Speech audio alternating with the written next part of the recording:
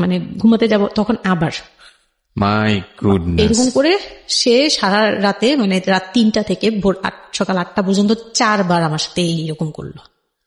আমার নাম শামিমা। শামিমা, বয়স কত? বয়স এখন 27 ইয়ার্স। ওকে, জন্ম জেলা? জন্ম পুরান ঢাকায়।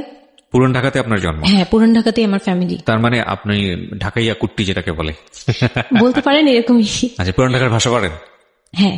ওকে, ঠিক আছে, আপনি যে ভাষাতে যেভাবে বলতে কমফোর্ট ফিল করেন সেভাবেই বলবেন। তো আমাদের এই যে অনুষ্ঠানটি জীবন গল্প, এটা নিশ্চয়ই আপনি শুনেছেন এর আগে? হ্যাঁ, শুনেছি। ওকে, ঠিক আছে, তাহলে আপনার আইডিয়া আছে। জি বলুন, আপনি কি গল্প আজকে আমাদেরকে শোনাতে এসেছেন? আমি আমার ছোটবেলা থেকে মানে জন্ম থেকেই শুরু করতে চাচ্ছি। জি শিওর। আমি হচ্ছে আমার বাবা যিনি ছিলেন উনিও পুরান ঢাকার, আমার মাও পুরান ঢাকার।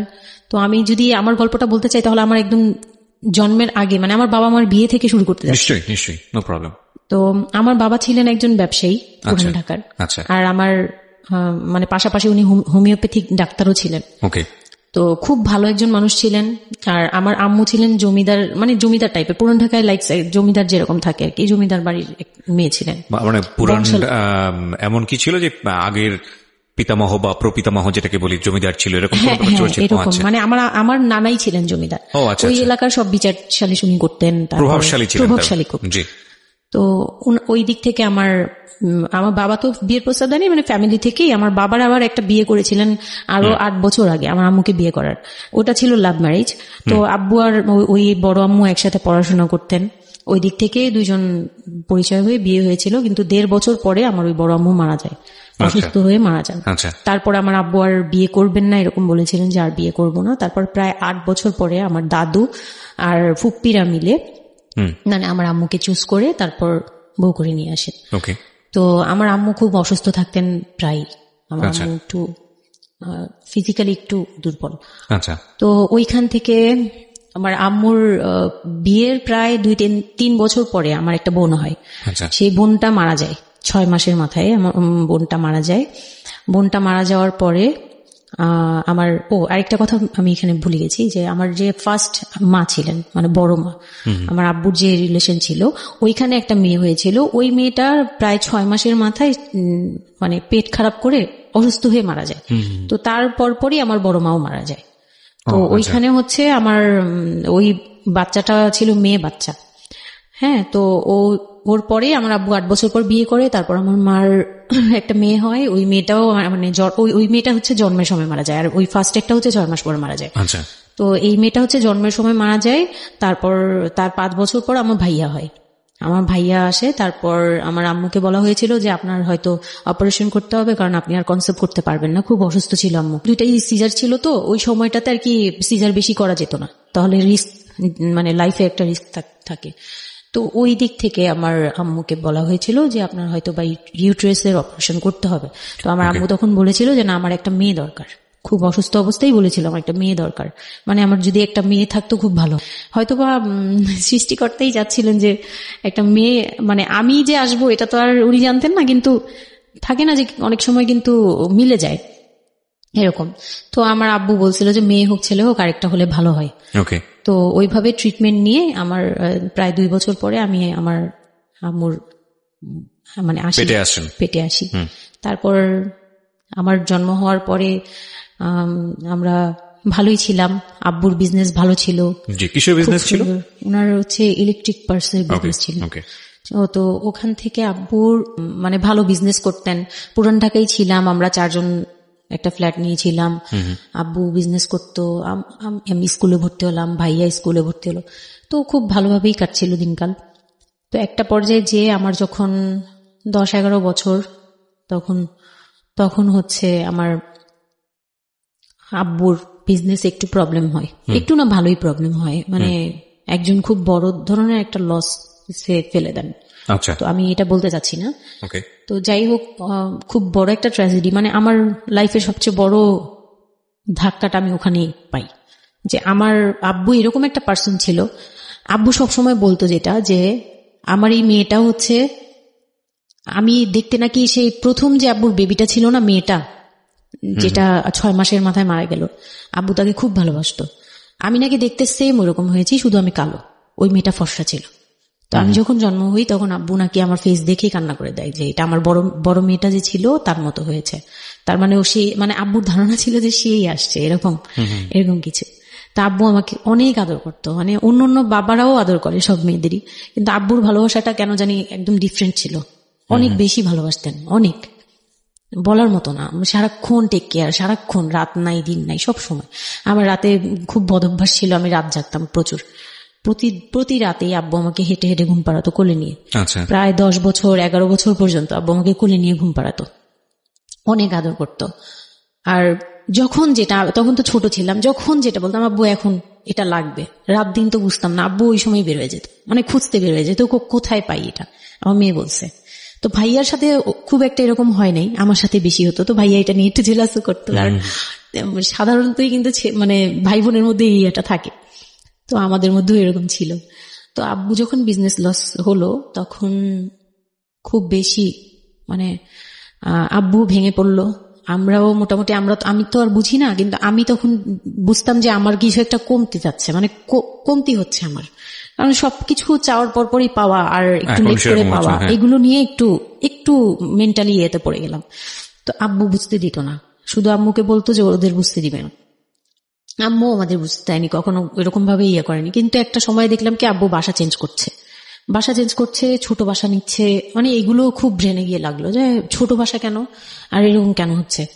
আব্বু আস্তে আস্তে ব্যবসা গোটাচ্ছে, নতুন কিছু করার চিন্তা করছে, মানে এগুলো নিয়ে আমিও খুব ডিপ্রেসড হয়ে গেলাম। তখন আমি ক্লাস 6-7 পড়ি, এরকম হবে 7 থেকে 8 উঠবো এরকম। তো আব্বু সবকিছু গুটিয়ে চলে যাচ্ছিল ওনার এলাকায়, মানে দয়াগঞ্জের ওই সাইডে, মানে আমার দাদির এলাকা যে সাইডটা, ওই সাইডটাতে চলে যাচ্ছে, ওখানে চলে যাচ্ছে, বলছে আমি ওখানেই বিজনেস করবো, ওখানে একটু মানে রুম রেন্টও কম, আমি ওখানেই চলে যাব। আর আব্বুর যে ফ্ল্যাট একটা কিনেছিল, আব্বু এর মাঝখানে একটা ফ্ল্যাট কিনেছিল কিস্তিতে, তো ওইটাও সেল করে দেয়, সেল করে বিজনেসে ওইটাও ইনভেস্ট করে, এটা একটা বোকামি করে আমার আব্বু।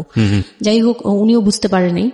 তো ওখানে যাওয়ার পরে সেখান থেকে আব্বু আর কিছু করতেই পারলো না, আর আমাকে করলো কি, ওই সাইডটা একটু মানে রাফ এলাকা, তো যে এলাকায় আব্বুরা মানে ওখানে গেল একটু অন্য ধরনের, মানে একটু ইফটিজিং বেশি হয়, এইসব প্রবলেম ফেস করতে। আর আব্বু তো আমাকে বাসা থেকে বের হতে দিত না, আর ওই সময় আমাকে বোরকা পরাতো, তখন 10-11 বছর বয়স, কিন্তু ওই সময় আমাকে বোরকা পরাতো। তো ওই দিক থেকে চিন্তা করেছে যে এখান থেকে স্কুল চেঞ্জ করতে হবে, 8 উঠে যাচ্ছে মেয়েটা, তো এখান থেকে স্কুল না চেঞ্জ করে ওর মামার বাসায় থাকুক, আমার ছোট মামার বাসায় আর কি। আমরা তো নানু বাড়ি তো আমার ওখানেই বংশাল সাইডে আর কি, তো ওইখানে আমার মামা বাসায় নানু বাড়িতে রেখে আমার আব্বু যায়, কিন্তু রাখতে চায় না প্রথমে। আমার আম্মু খুব রিকোয়েস্ট করে যে এখানে ভালো থাকবে, আর আমার মামা ওইখানকার, আবার নানার পরে আমার মামাই ওখানে মোটামুটি প্রভাবশালী, মানে নানার যে প্রভাবটা ওটা আমার মামা পেয়েছে, মানে ওখানে বিচার যাওয়া হয় সব মামা করে, এখনো করে। তো ছোট মামার বাসায় গেলাম, মামি আমাকে খুব আদর করতেন, মামি আমাকে অনেক স্নেহ করেন, সত্যি কথা এখনো অনেক স্নেহ করেন, কিন্তু আমার যাওয়া হয় না, ওটা আমি পরে বলছি। তো ওখানে ছিলাম, মামার বাসায় গেলাম, খালার ছেলে, বড় ছেলে, হ্যাঁ, উনি হচ্ছে আমার মানে মামার বাসায় আসছে হঠাৎ করে, আমি জানতাম না যে কেন আসছে, মাঝে মাঝে দেখা হলে সালাম নিতাম। কি নাম ওনার? ওনার নাম রিপন। ওকে। তো উনি হচ্ছে আমার মামার বাসায় আসছে। আপনার খালাতো ভাই? খালাতো ভাই, উনি আমার খালাতো ভাই, উনি আসছে। তো অনেকদিন পর আর কি আসছে। আমি তখন 9 পড়ি, পহেলা বৈশাখ ছিল, আমি 8 থেকে 9 উঠে গেছি, পহেলা বৈশাখ। তো ওই সময়টাতে তাকে দেখলাম যে সে আমাদের বাসায়। রিপন? হ্যাঁ। তো আমি সালাম দিলাম, ভাইয়া কেমন আছেন, কারণ উনি আমাদের অনেক সিনিয়র। আপনি তখন ক্লাস 9 পড়েন? হ্যাঁ, 8 থেকে 9 আর কি। 8 থেকে 9, ওকে। হ্যাঁ। তো ওই সময় আমি দেখে বললাম, ভাইয়া কেমন আছেন, চা খাবেন? তো আমার মামা বললো, হ্যাঁ চা বানিয়ে নিয়ে আসো। তো আমি গিয়ে পরে শুনি যে আমার মামাতো ভাই আমাকে বলতেছে যে আমার মামাতো ভাই আবার আমার একদম মানে আপন ভাইয়ের চেয়েও বেশি বলবো, কারণ ওর সাথে আমি সবকিছু, মানে ও আর আমি একসাথে বড় হয়েছি, কখনো মনে হয়নি যে এটা আমার মামাতো ভাই, নিজের ভাই মনে হতো। তো আমার বলতেছে যে তুই তো এখন আন্টি হয়ে যাবি, মানে দুষ্টুমি করতেছে যে তুই তো এখন বড় ভাবি হয়ে যাবি, হ্যান তেন। আমি বলি কেন? বলে রিপন ভাই না তোরে বিয়ে করতে চায়। তো আমি খুব হেসে দিলাম, মানে আমি বলতেছি যে দুষ্টামি করতেছে, এরকম ভাবছিলাম যে মনে হয় ফান করছে। আমি ওর সাথে আবার কতক্ষণ চিল্লাচিল্লি, যাই উল্টাপাল্টা কথা বলিস কেন সেই। তো এগুলা নিয়ে ওরা সবাই মিলে আমার সাথে বলতেছে, বলে কি কেমন কথা। উনি বয়সে কত বড় ছিল আপনার থেকে? আমার তখন 13 আর উনার তখন ধরেন 37। 24 বছরের বড়, মানে আপনার না 24 বলতে এখানে, হ্যাঁ 24 বছরই তো বড়, তাই তো? ও মাই গড, ওকে। তো উনি তখন, আমি ভাবতেই পারিনি যে এই লোকটার সাথে আমার বিয়ে দিবে সবাই। মানে ও বললে তো এটা পাগলামি মনে করার কথা, যে এটা একটা পাগলামি, এটা কেমন কথা যে উনি যদি মানে লিগেল বয়সে বিয়ে করতে হয় তো আমার সমান একটা বিয়ে থাকতো। হ্যাঁ, তা আমি না ভাবতেই পারিনি তখন। তারপরেও না আমি চুপ হয়ে গেছি, আমি এই ব্যাপারে ডিসিশন দেওয়ার মতো বয়স আমার ছিল না, জ্ঞানও ছিল না। তো হুট করে আমার মামা মামি আমাকে জিজ্ঞেস করারও প্রয়োজন বোধ করেনি বা জানানোরও প্রয়োজন, কি কারণে জানি না, তবে ওনারাই ডিসিশন নিয়ে বললো যে আমার আব্বু আম্মুকে জানালো, আমার মেজু খালা যে মানে আমার আম্মুর ইমিডিয়েট বড় যে, উনাকে আমার আব্বু আম্মুর কাছে পাঠায়। আর আমার আব্বু আম্মু তখন থাকে হচ্ছে তারই আমার এক ফুপির বাসায়, বাসা ভাড়া নিয়ে থাকে আর কি। তো ফুপির বাসায় থাকে, ফুপির নিজের বাসা, তো ওখানে থাকে। তো আব্বুর কাছে পাঠায়, তখন আমিও যাই ওই বাসায়। তো আমি তো আর জানি না এই কথা বলতে আসবে।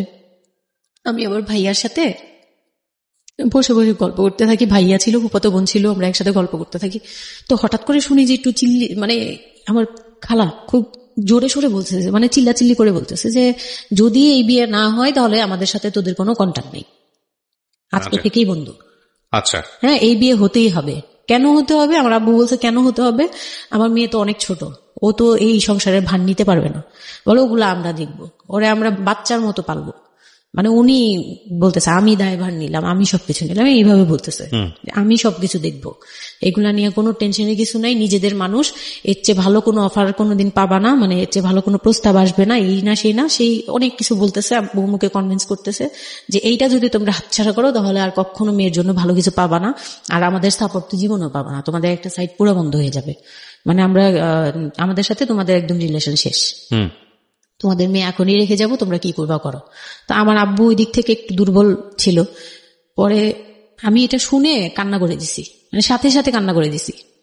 তো আমার ভাইয়াও বুঝছে, আমাকে নিয়ে ছাদে চলে গেছে। আমার ফুফাতো বোন, ভাইয়ার এক খুব ক্লোজ ফ্রেন্ড ছিল, ছোটবেলার বন্ধু, সেও আমাকে খুব আদর করতো বোনের মতো, সেও গেল উপরে, বলতেছে আপু তুই কান্না করিস না, আমরা দেখতেছি কি করা যায়।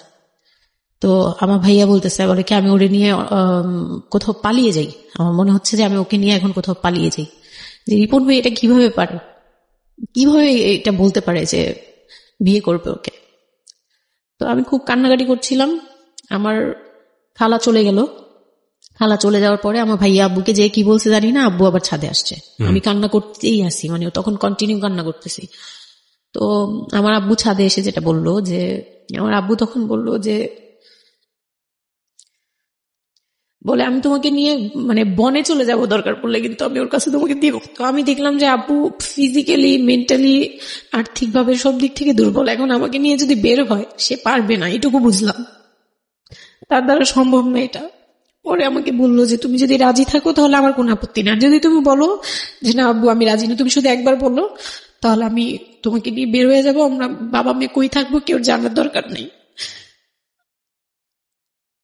আপনার মার কি ভূমিকা ছিল এই সময়?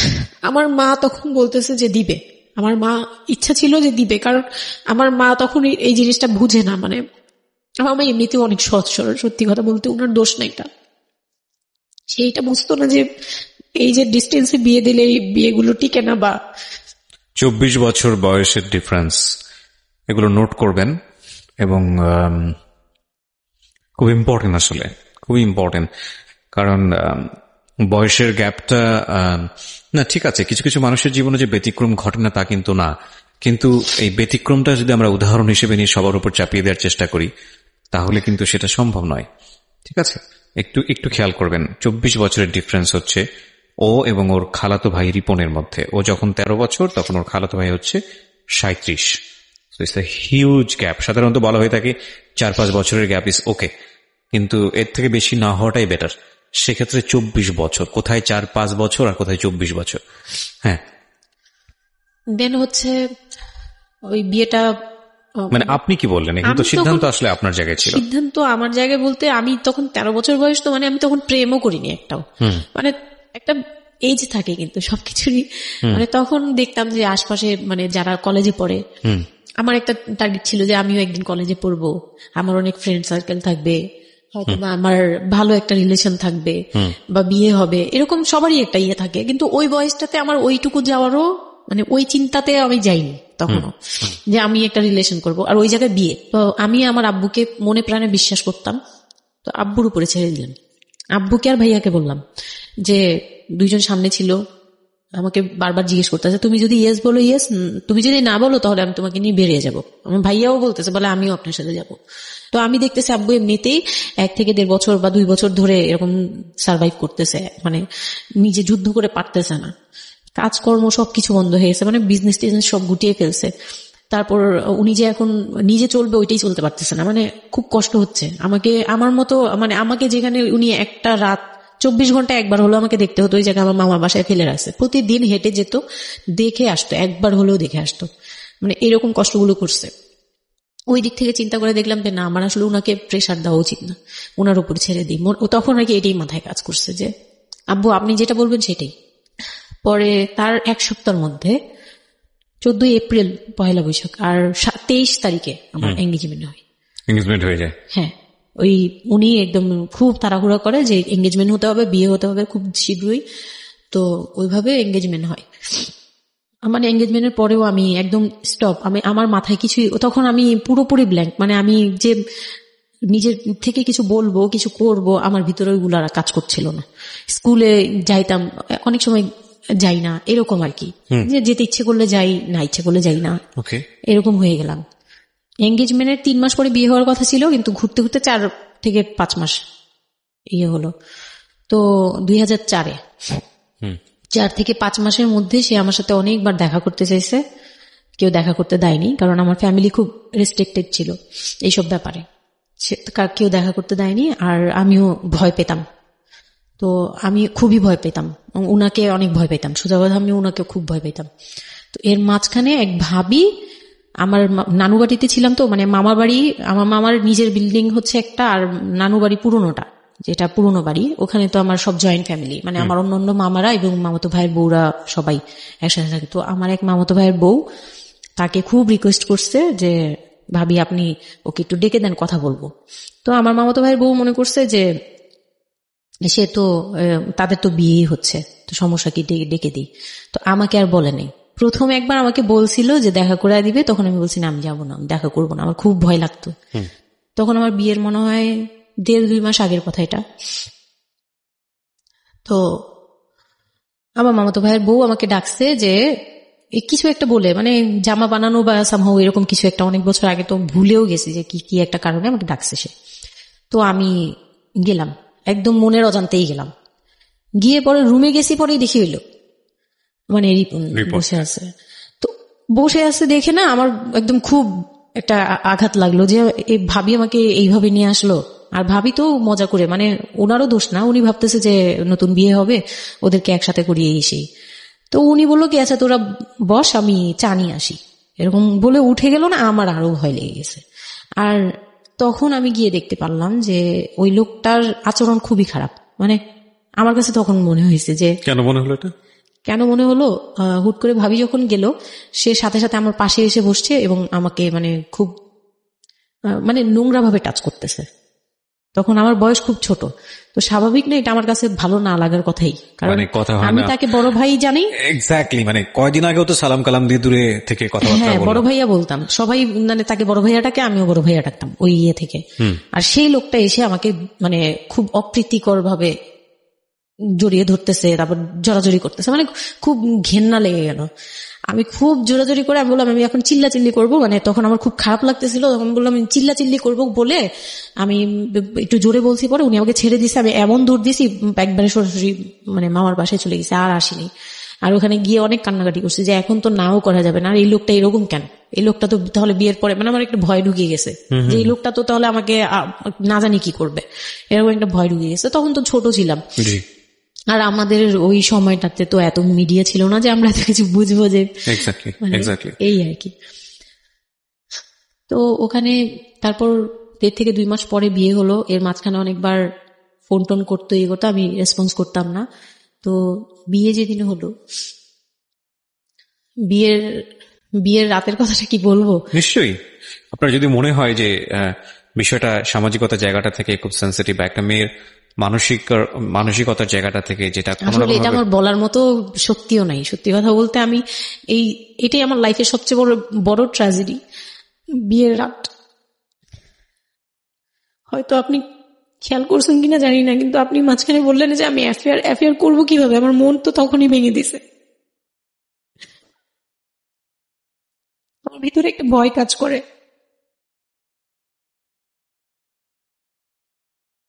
কি হয়েছিল আমি জানি, আপনি খুব সুন্দর করে বলছেন গল্প, আপনি আপনার মতো করেই বলবেন, আমরা আসলে মূল মেসেজটাই পেতে চাই।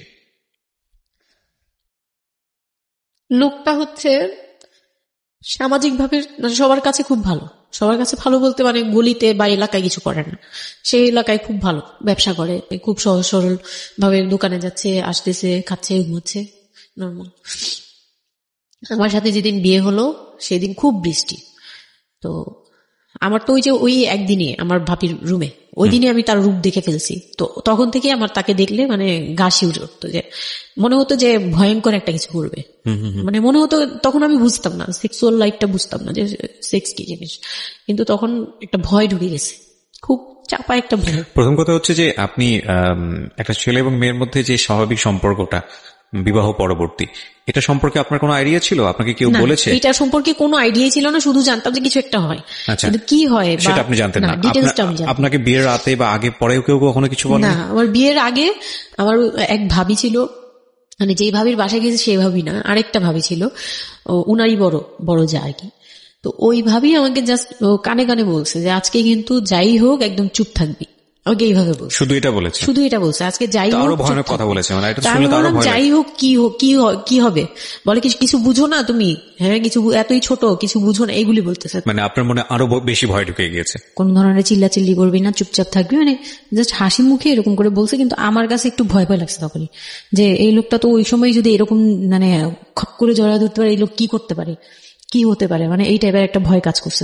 তখন এই জিনিসগুলো বুঝতাম না, মানে ফিজিক্যাল রিলেশন বা এগুলি এই সম্পর্কে কিছুই জানতাম না। জানতাম যে কিছু একটা হয়, হাজবেন্ড ওয়াইফে কিছু হয়, কিন্তু কি হয় এটা জানতাম না, এরকম ছিলাম।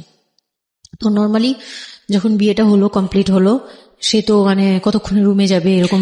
একটু পজ দিচ্ছি আমি এখানে, কারণ আমি জানি যে ম্যাক্সিমাম আমি গেস করছি এখানে, কারণ এদিকে এখানে যারা শুনবে বা এই মুহূর্তে যারা শুনছে তাদের ইন্টেনশনটাকে আমি একটু ক্লিয়ার করতে চাই। সেটা হচ্ছে আমরা এটা বলি যে this is an entertaining show, but এই জীবন গল্প বলেন বা আমার লাস্ট 7-8 ইয়ার্স এর ক্যারিয়ারে আমি রেডিওতে যে ধরনের প্রোগ্রাম করেছি, সোশ্যাল অ্যাওয়ারনেসের জায়গাটা থেকে এটা কি ধরনের ভূমিকা রেখেছি সেটা আপনারা আপনাদের জায়গা থেকেই ভালো মূল্যায়ন করতে পারবেন। বাট আমি একটু করজোরে আপনাদের কাছে একটা মিনতি করতে চাই, এই ঘটনাটাকে সিনেমা হিসেবে না দেখে, সিনেমার পর্দায় কিছু একটা ঘটতে যাচ্ছে এরকম একটা কিছু হিসেবে না দেখে, রেডিও হিসেবে না দেখে, একটু নিজের জায়গা থেকে চিন্তা করে দেখবেন, বা যদি বিষয়টা এরকম হয় একটা মানবিক জায়গা থেকে একটু চিন্তা করে দেখবেন। 24 বছরের গ্যাপ হাজব্যান্ড আর ওয়াইফের মধ্যে, 24 ইয়ার্স, 13 বছরের একটা মেয়ে, যে মেয়েটার জীবনে প্রেম বলতে কোনো কিছু আসেনি, শারীরিক সম্পর্ক কি সে বোঝেই না, এবং দ্বিতীয়ত যে বিষয়টা ইম্পর্টেন্ট, বয়সন্ধিকালের একেবারে ইনিশিয়াল স্টেজে সে আছে, সে জানি না আসলে বিষয়গুলো কি। আর 37 বছর মানে হচ্ছে আমাদের পার্সপেক্টিভ থেকে, আমাদের সামাজিকতা জায়গা থেকে একটা ছেলে যখন একদম এই সমস্ত স্টেজ, প্রেম বলেন, শারীরিক সম্পর্ক বলেন, বা অন্যান্য যে বিষয়গুলো আছে সেগুলো বলেন, সেগুলো অতিক্রম করে মোটামুটি বৈষয়িক হয়ে গেছে। বৈষয়িক বলতে আমি যেটা বোঝাচ্ছি, এই জীবনে এসে দায়িত্ব ছাড়া অন্য কোনো কিছু থাকে না 37 কিংবা 40 বছরের পর থেকে, এরকম একটা স্টেজে আছে। তার মানে ওদের মধ্যে মেন্টাল ম্যাচিং এর কত বড় একটা গ্যাপ।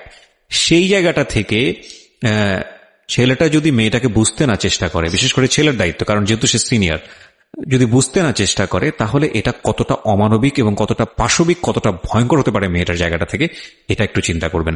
সো বিশেষ করে যারা বাসরাত বিষয়টাকে মাথায় রাখছেন, তাদেরকে আমি বলবো প্লিজ থিঙ্ক লাইক দিস। এখানে একটু মানবিক হওয়া প্রয়োজন। এখানে যদি আমরা শুধু এন্টারটেনমেন্ট হিসেবে বিষয়টাকে নেই, তাহলে আমি আসলে যে কারণে এই বিষয়টা আনতে চাচ্ছি সেই মেসেজটা ক্লিয়ার হবে না। Okay, so please feel the story actually. তারপর বিয়ের দিন যেটা আর কি, রাতের বেলা সবাই আমাকে নিয়ে আসলো বাড়িতে, মানে ওনাদের বাসায়। তো ওই বাসায় হচ্ছে একটা রুম, মানে প্রথম হচ্ছে বাসায় ঢুকেই কোনো বারান্দা টারান্দা কিছু নেই, শুধু রুম আর সিঁড়ি, সিঁড়ি ঘর। মানে পুরান ঢাকার বাসাগুলো একটু বেশি হয়তো, খুব ছোট ছোট হয়তো, ঘিঞ্জি টাইপের হয়। আমি একসময় জিএসআরসিতে কাজ করতাম, আমার ফার্স্ট জব ছিল ওটা, আমি সার্ভে করেছিলাম পুরান ঢাকায়, সেটাই আমার প্রথম পুরান ঢাকায় যাওয়া, এবং আমার কাছে মনে হয়েছিল যে আমি কোথায় এসেছি। অনেক ঘিঞ্জি ভাইয়া। এটা কারণ হচ্ছে পুরান ঢাকা নিয়ে অনেকেই অনেক কিছু বলেন, কারণ ঢাকায় যারা, তাদের কাছে পুরান ঢাকাটা একটা নস্টালজিক জায়গা। আমি তো আর ঢাকায় বড় হইনি, সো আমার কাছে ঢাকা, আমি যখন ঢাকায় প্রথম পাড়া দিয়ে যখন পাবলিক বাসে উঠেছিলাম, তখন আমার কাছে মনে হচ্ছে আল্লাহ আমি কোথায় আসলাম, এই জায়গায় আমি কেন আসলাম। তো নর্মালি হচ্ছে ঢাকায় এরকম। তারপরে যখন পুরান ঢাকায় গেলাম, পুরান ঢাকার সাথে আমার ওই ধরনের অ্যাটাচমেন্ট কখনোই ছিল না, অনেক বেশি, অনেক ঘিঞ্জি। আমার মনে আছে চকবাজারের যেই চকবাজার নামে একটা যে জায়গা আছে, ওখানে চুরি পট্টি কি যেন একটা আছে না, যে মেয়েদের কসমেটিক্স বিক্রি করে, ম্যাক্সিমাম হচ্ছে নকল, আমি জানি না এখন কিরকম আছে। তো আমি জীবনে কোনোদিন দেখি নাই যে একটা মানুষ আরেকটা মানুষকে গলি দিয়ে ক্রস করতে পারে। এবং ইন্টারেস্টিং বিষয় হচ্ছে, এখানে তো মেয়েরা ঢোকেই না, এবং ওর ঢোকার পরে ওপরে ছাদ, মানে এমন ভাবে বিল্ডিংটা, অনেকগুলো বিল্ডিং মিলে ওই ওখানে ধাক্কা লাগবে, মানে এরকম একটা অবস্থা যে একজন আরেকজনকে ক্রস করতে ভয়ানক, মানে ভয়ানক অবস্থা। আর আমি সার্ভে করেছিলাম, যেহেতু বিল্ডিং গুলো সার্ভে করতাম, মানে অনেক, আমি একটা ইউনিভার্সিটিতে অনার্স দিয়ে, না অনার্সের থার্ড ইয়ার বা সেকেন্ড ইয়ারে থাকা অবস্থার ঘটনা এটা, আমি সার্ভে করেছিলাম বিল্ডিং গুলো। তো সেই সময় ওই সময়টাতে আমার একটু জানা হয়েছে আর কি। তো আসলে ভয়ানক রকমের ঘিঞ্জি। হ্যাঁ, তো বলুন যেটা বলছিলেন। তো যেটা বলছিলাম যে ওই রাতে ওই একটা রুম, এরকম রুমের উপরে রুম, তার উপরে রুম, মানে সিঁড়ি রুম, সিঁড়ি রুম এরকম। আর প্রথম যে রুমটা, মানে নিচতলায় যে রুমটা ছিল, সেই নিচতলার রুমের সিঁড়ির নিচে ছিল চুলা আর বাথরুম। রাইট, এই প্রশ্নটা আমাদেরও আছে। ওকে, এবং হিন্দু দ্বারা ধর্মে মানে 3টা রুম, মানে হচ্ছে হলো এক ধরনের বিল্ডিং, একটা বিল্ডিং, একতলা, দুতলা, তিনতলা এরকম বিল্ডিং, বা 3টা রুম। হ্যাঁ, 3তলা বিল্ডিং, কিন্তু সিঁড়ি আর রুম, সিঁড়ি আর রুম, মানে কত অল্প জায়গার মধ্যে এই জিনিসটা ম্যানেজ করেছে। হ্যাঁ, আমি পরে শুনেছি যে এটা আধা কাঠারও নিচে, আধা কাঠারও নিচে, 1 শতক বা হাফ শতক জমি যেটাকে বলে। হ্যাঁ হ্যাঁ, শুধু একটা রুম আর সিঁড়ি, এইটুকু। তো ওইটুকুর মধ্যেই মানে বাড়িটা। তো ওই বাড়িতে আমার খালার বাড়ি ছিল, আমি তো প্রায়ই যেতাম, বেড়াতে যেতাম ছোটবেলায়। তো আমাকে নিয়ে গেল, আর 3তলার রুমে সবচেয়ে পরের রুম যেটা, ওটাতে আবার আমার মানে মেঝো দেবর সম্পর্কে ছিল। সে আমাদেরও, মানে আমার বিয়ের 12 বছর আগে বিয়ে করে ফেলছে। সে লাভ ম্যারেজ করছে, মানে উপযুক্ত বয়সে বিয়ে করছে। আর আমার হাজবেন্ড আবার ছিল যে, উনি আবার খুব লেটে বিয়ে করছে, মানে ফ্যামিলির দায়িত্ব পালন করে সবকিছু শেষ করে তারপর বিয়ে। 37 আসলে খুব লেট না, কিন্তু 37 এর জায়গা থেকে 13 বিয়ে করাটা খুব অবিবাহিত। আমার জন্য তো সে অনেক বড়। যাই হোক, তারপর ওই দেবরের যখন বিয়ের 12 বছর হয়ে গেছে, তখন উনি বিয়ে করছে। আর তো ওই ভাইয়া, মেজো ভাইয়া যে ছিলেন, তো মেজো ভাইয়ার রুমটা ছিল 3তলায়। আমি ওখানেই আমার বাসর ঘরটা করা হয়েছিল আর কি। তো ফুল টুল তেমন ভালো আনা হয়নি, সে খুব রাগারাগি করছে। ছোট ভাই যারা ছিল এলাকার, ছোট ভাইটাই ওদের সাথে খুব রাগারাগি করছে আমার হাজবেন্ড যে ছিলেন। এটা কোনো ঘর সাজানো হলো এই সেই বলে চলে বলতেছে, এখন তোমরা বের হও, অনেক হয়েছে, এখন তোমরা যাও, মানে খুব রাগারাগি করতেছে। তো আমি রাগ দেখে আরো ভয় পেয়ে গেছি প্রথম রাত। তারপর আবার আমি মানে এই অবস্থায় আসছি, বউ হয়ে আসছি, আমার শরীরে ভারী গহনা, শাড়ি টাড়ি, মানে আমি এগুলোর ওজন নিতে পারছি না। 4-5 ঘন্টা হয়ে গেছে আমাকে এগুলো পরায় রাখা হয়েছে, ভারী মেকআপ দেওয়া হয়েছে, আমি এগুলো কখনো ইউজ করিনি ফার্স্ট লাইফে। মানে আমি দেবীর মতো সেজে বসে আছি, এরকম একটা ইয়ে। তো খুব ভয়েও কাজ করছে, নার্ভাসনেস। তারপর এখন কি হবে, সবাই বের হয়ে গেলে কি হবে, এটা একটা টেনশন। আর শুধু মানে কেমন জানি একটা ফিল, যেটা সাধারণত নরমালি হওয়া উচিত একটা ছেলে এবং একটা মেয়ের জায়গাটা থেকে। এটা হচ্ছে জীবনের সবচেয়ে সুন্দরতম মুহূর্তের একটা, রাইট? আমরা সেটাই চিন্তা করি না? একটা মেয়ের জীবনে স্বপ্ন থাকে তার একটা বাসরাত কিংবা ফুলসজ্জার রাত, আমরা যেটাই বলি সেটা নিয়ে। একটা ছেলের জীবনেও নিশ্চয়ই থাকে, এবং সেটা চমৎকার হয়ে সারা জীবন স্মৃতি হয়ে থাকুক, এরকম কিছু একটা থাকে। এবং সেখানে বিষয়টা যদি এরকম হয় যে একটা মেয়ের জীবনে আতঙ্কের রাত এবং ভয়ানক রকম আতঙ্কের, সবচেয়ে বড় আতঙ্কের রাত ছিল ওটা, তাহলে আপনি চিন্তা করে দেখতে পারেন। এবং সেটাকে যারা আজকে এই রেডিও যারা শুনে, যারা এটাকে এন্টারটেনমেন্ট হিসেবে নিচ্ছেন, তাদের জায়গা থেকে আমি বলতে পারি যে এখানে নিজেরও কিন্তু একটা পরিচয়ের বিষয় আছে। হ্যাঁ, মানে নিজের পরিচয়টা নিজের কাছে কি দিচ্ছেন একটু চিন্তা করে দেখেন। ঘটনার ভেতরে ঢোকার চেষ্টা করুন, এই মেয়েটার মানবিক অনুভূতিটাকে জানার চেষ্টা করুন, অন্য কিছু নয় প্লিজ। কজ আমরা আমাদের সামাজিকতার জায়গাটা থেকে মেয়েদের এই বিষয়গুলোকে উইথড্র করে বা না ভেবে তাদেরকে কখনো কখনো সারা জীবনটা ধ্বংসের দিকে ঠেলে দিই। হয়তো মেয়েটার ক্ষেত্রে এরকমই কিছু হয়েছে, আমরা একটু সামনের দিকে আগাবো। জি, তারপর উনি আমাকে, আমি তখন শাড়ি টাড়ি পরা, গহনা পরা, তো খুব নর্মালি সবাই চলে গেল পরে খুব নর্মালি আমাকে বলতেছে যে ড্রেসটা চেঞ্জ করো, শাড়িটা চেঞ্জ করো, গহনা টহনা চেঞ্জ করো। তো আমি আমার লাগেজ থেকে একটা 3 পিস নিলাম, ওই 3 পিসটা নিয়ে ওয়াশরুমে চলে গেলাম। ওয়াশরুম বলতে ওই যে উপরের রুমেই একটা ওয়াশরুম আছে, আর নিচের রুমে মানে উপরের রুমে তো আর সিঁড়ি ঘর নাই, সিঁড়ি ঘরটাতেই একটা ওয়াশরুম ছিল, ছোট্ট একটা টয়লেট ছিল। ওইটাতে গিয়ে আমি চেঞ্জ করলাম খুব কষ্টে, চেঞ্জ করে তারপর মুখের মেকআপ টেকআপ এগুলো ওয়াশ করে আসলাম। তারপর আসার পরে উনি বলতেছে উজু করে আসো। হ্যাঁ, তো আমি উজু করলাম, উনি উজু করছে করে, মানে প্রথম রাতে নাকি নামাজ পড়তে হয় সবাই বলে দিছে, তো ওই নামাজ পড়লো আমাকে নিয়ে। নামাজ পড়ার পরে বেডে গেলাম, মানে আমি বিছানায় যে বসলাম, খুব ভয়ে ভয়ে আছি যে কি বলবে কি করবে জানি না। তো উনি আমার পাশে এসে বসে আমাকে ফার্স্ট কথা যেটা বললো, মানে এইটাই ফার্স্ট কথা ছিল যে আমি তো ওই ফ্যামিলির বড় ছেলে, আর তুমি তো আমাদের ফ্যামিলির সবাইকে চিনো জানো, তোমার তো আর চেনা জানার দরকার নেই। আর আমার তখন ওনার মা মারা গেছে 3-4 বছর, মানে 3 বছর হবে এরকম, 3 থেকে 4 বছর এরকম হবে।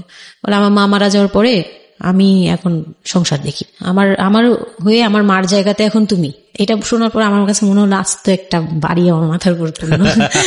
এটা আমি যেখানে নিজের এটা একটা বিষয়, ওই কথাটা কিন্তু খুব সুন্দর বলেছে, মানে ওর 37 ইয়ার্স এর জায়গাটা থেকে এটা খুব সুন্দর একটা কথা। কিন্তু কথা হচ্ছে 13 বছরের একটা মেয়ে কেন এটা বুঝতে যাবে?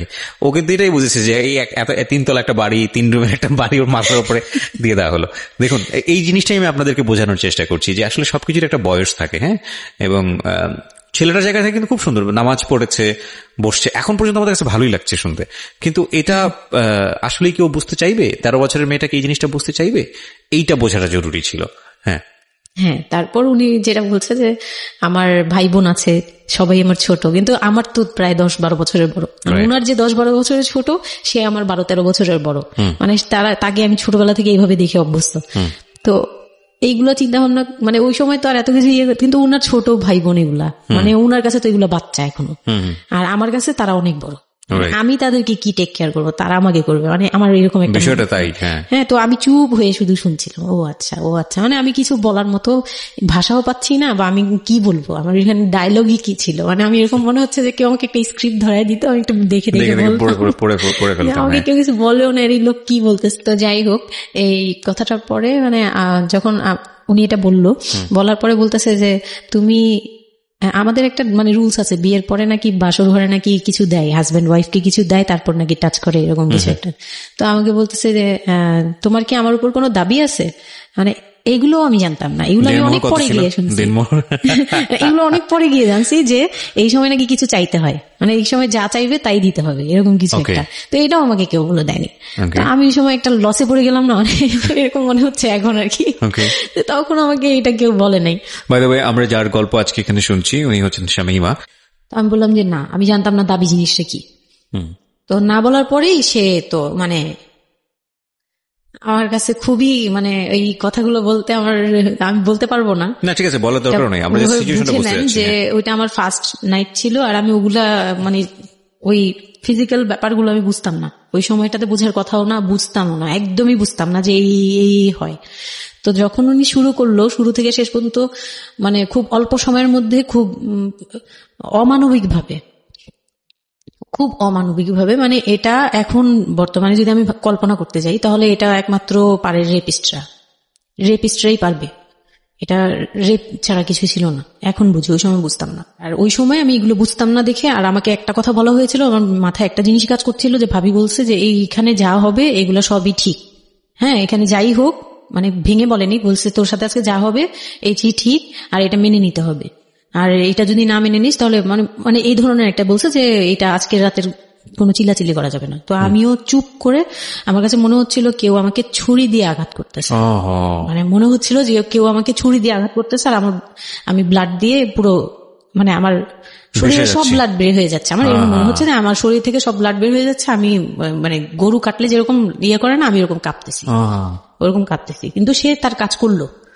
আমি খুব অবাক হয়েছি যে আমি উঠে বসতে পারতেছিলাম না, সে আমাকে টান দিয়ে উঠে বসায় বলতেছে ওয়াশরুমে যাও। আমি ওয়াশরুমে কিভাবে গেছি আমি জানি না, আমি খুব ধরে খুব মানে খুব কষ্টে কাঁপতে ওয়াশরুমে গেলাম, ফ্রেশ হয়ে আসলাম। আসার পর আমি খুব কষ্টে, যে আমি যখন বিছানায় মানে ঘুমাতে যাব, তখন আবার মাই গুডনেস। এরকম করে সে সারা রাতে মানে রাত 3টা থেকে ভোর সকাল 8টা পর্যন্ত 4 বার আমার সাথে এইরকম করলো। আমি আর সকালে উঠতে পারি না, মানে আমি উঠে বসতে পারি না। তারপর 2-3 দিন কি হয়েছে আমার মাথায় নেই, মানে আমি এখন আর এটা বলতে পারবো না, কারণ আমি পুরো সেন্সলেস ছিলাম আর উনারে দেখলেই আমার ভয় লাগতো। সে যতবার আসতেছে সামনে। 2 দিন আপনি সেন্সলেস অবস্থায় ছিলেন? আমি জানি, মানে আমি সেন্স ছিল, কিন্তু আমি এখন গল্পটা বলতে পারবো না যে এই 2-3 দিনে কি কি হয়েছে। আচ্ছা আচ্ছা। এই 2-3 দিন আমার বৌভাত হয়েছে, আমাকে পার্লারে নিয়ে যাওয়া হয়েছে, কিন্তু আমি নিস্তব্ধ। আর তখন আমার মানে শারীরিক কন্ডিশন খুব খারাপ, কিন্তু সবাই বুঝতেছিল, কিন্তু কেউ বুঝতে দিচ্ছিল না আমাকে। মানে এভরিবডি অ্যাভয়েড দিস, মানে সবাই জিনিসটাকে অ্যাভয়েড করছে, তারা পার্টিটাকে এনজয় করছে। এটা শুধু আপনার ফ্যামিলির সমস্যা না, এটা আমাদের পুরো সমাজেরই সমস্যা।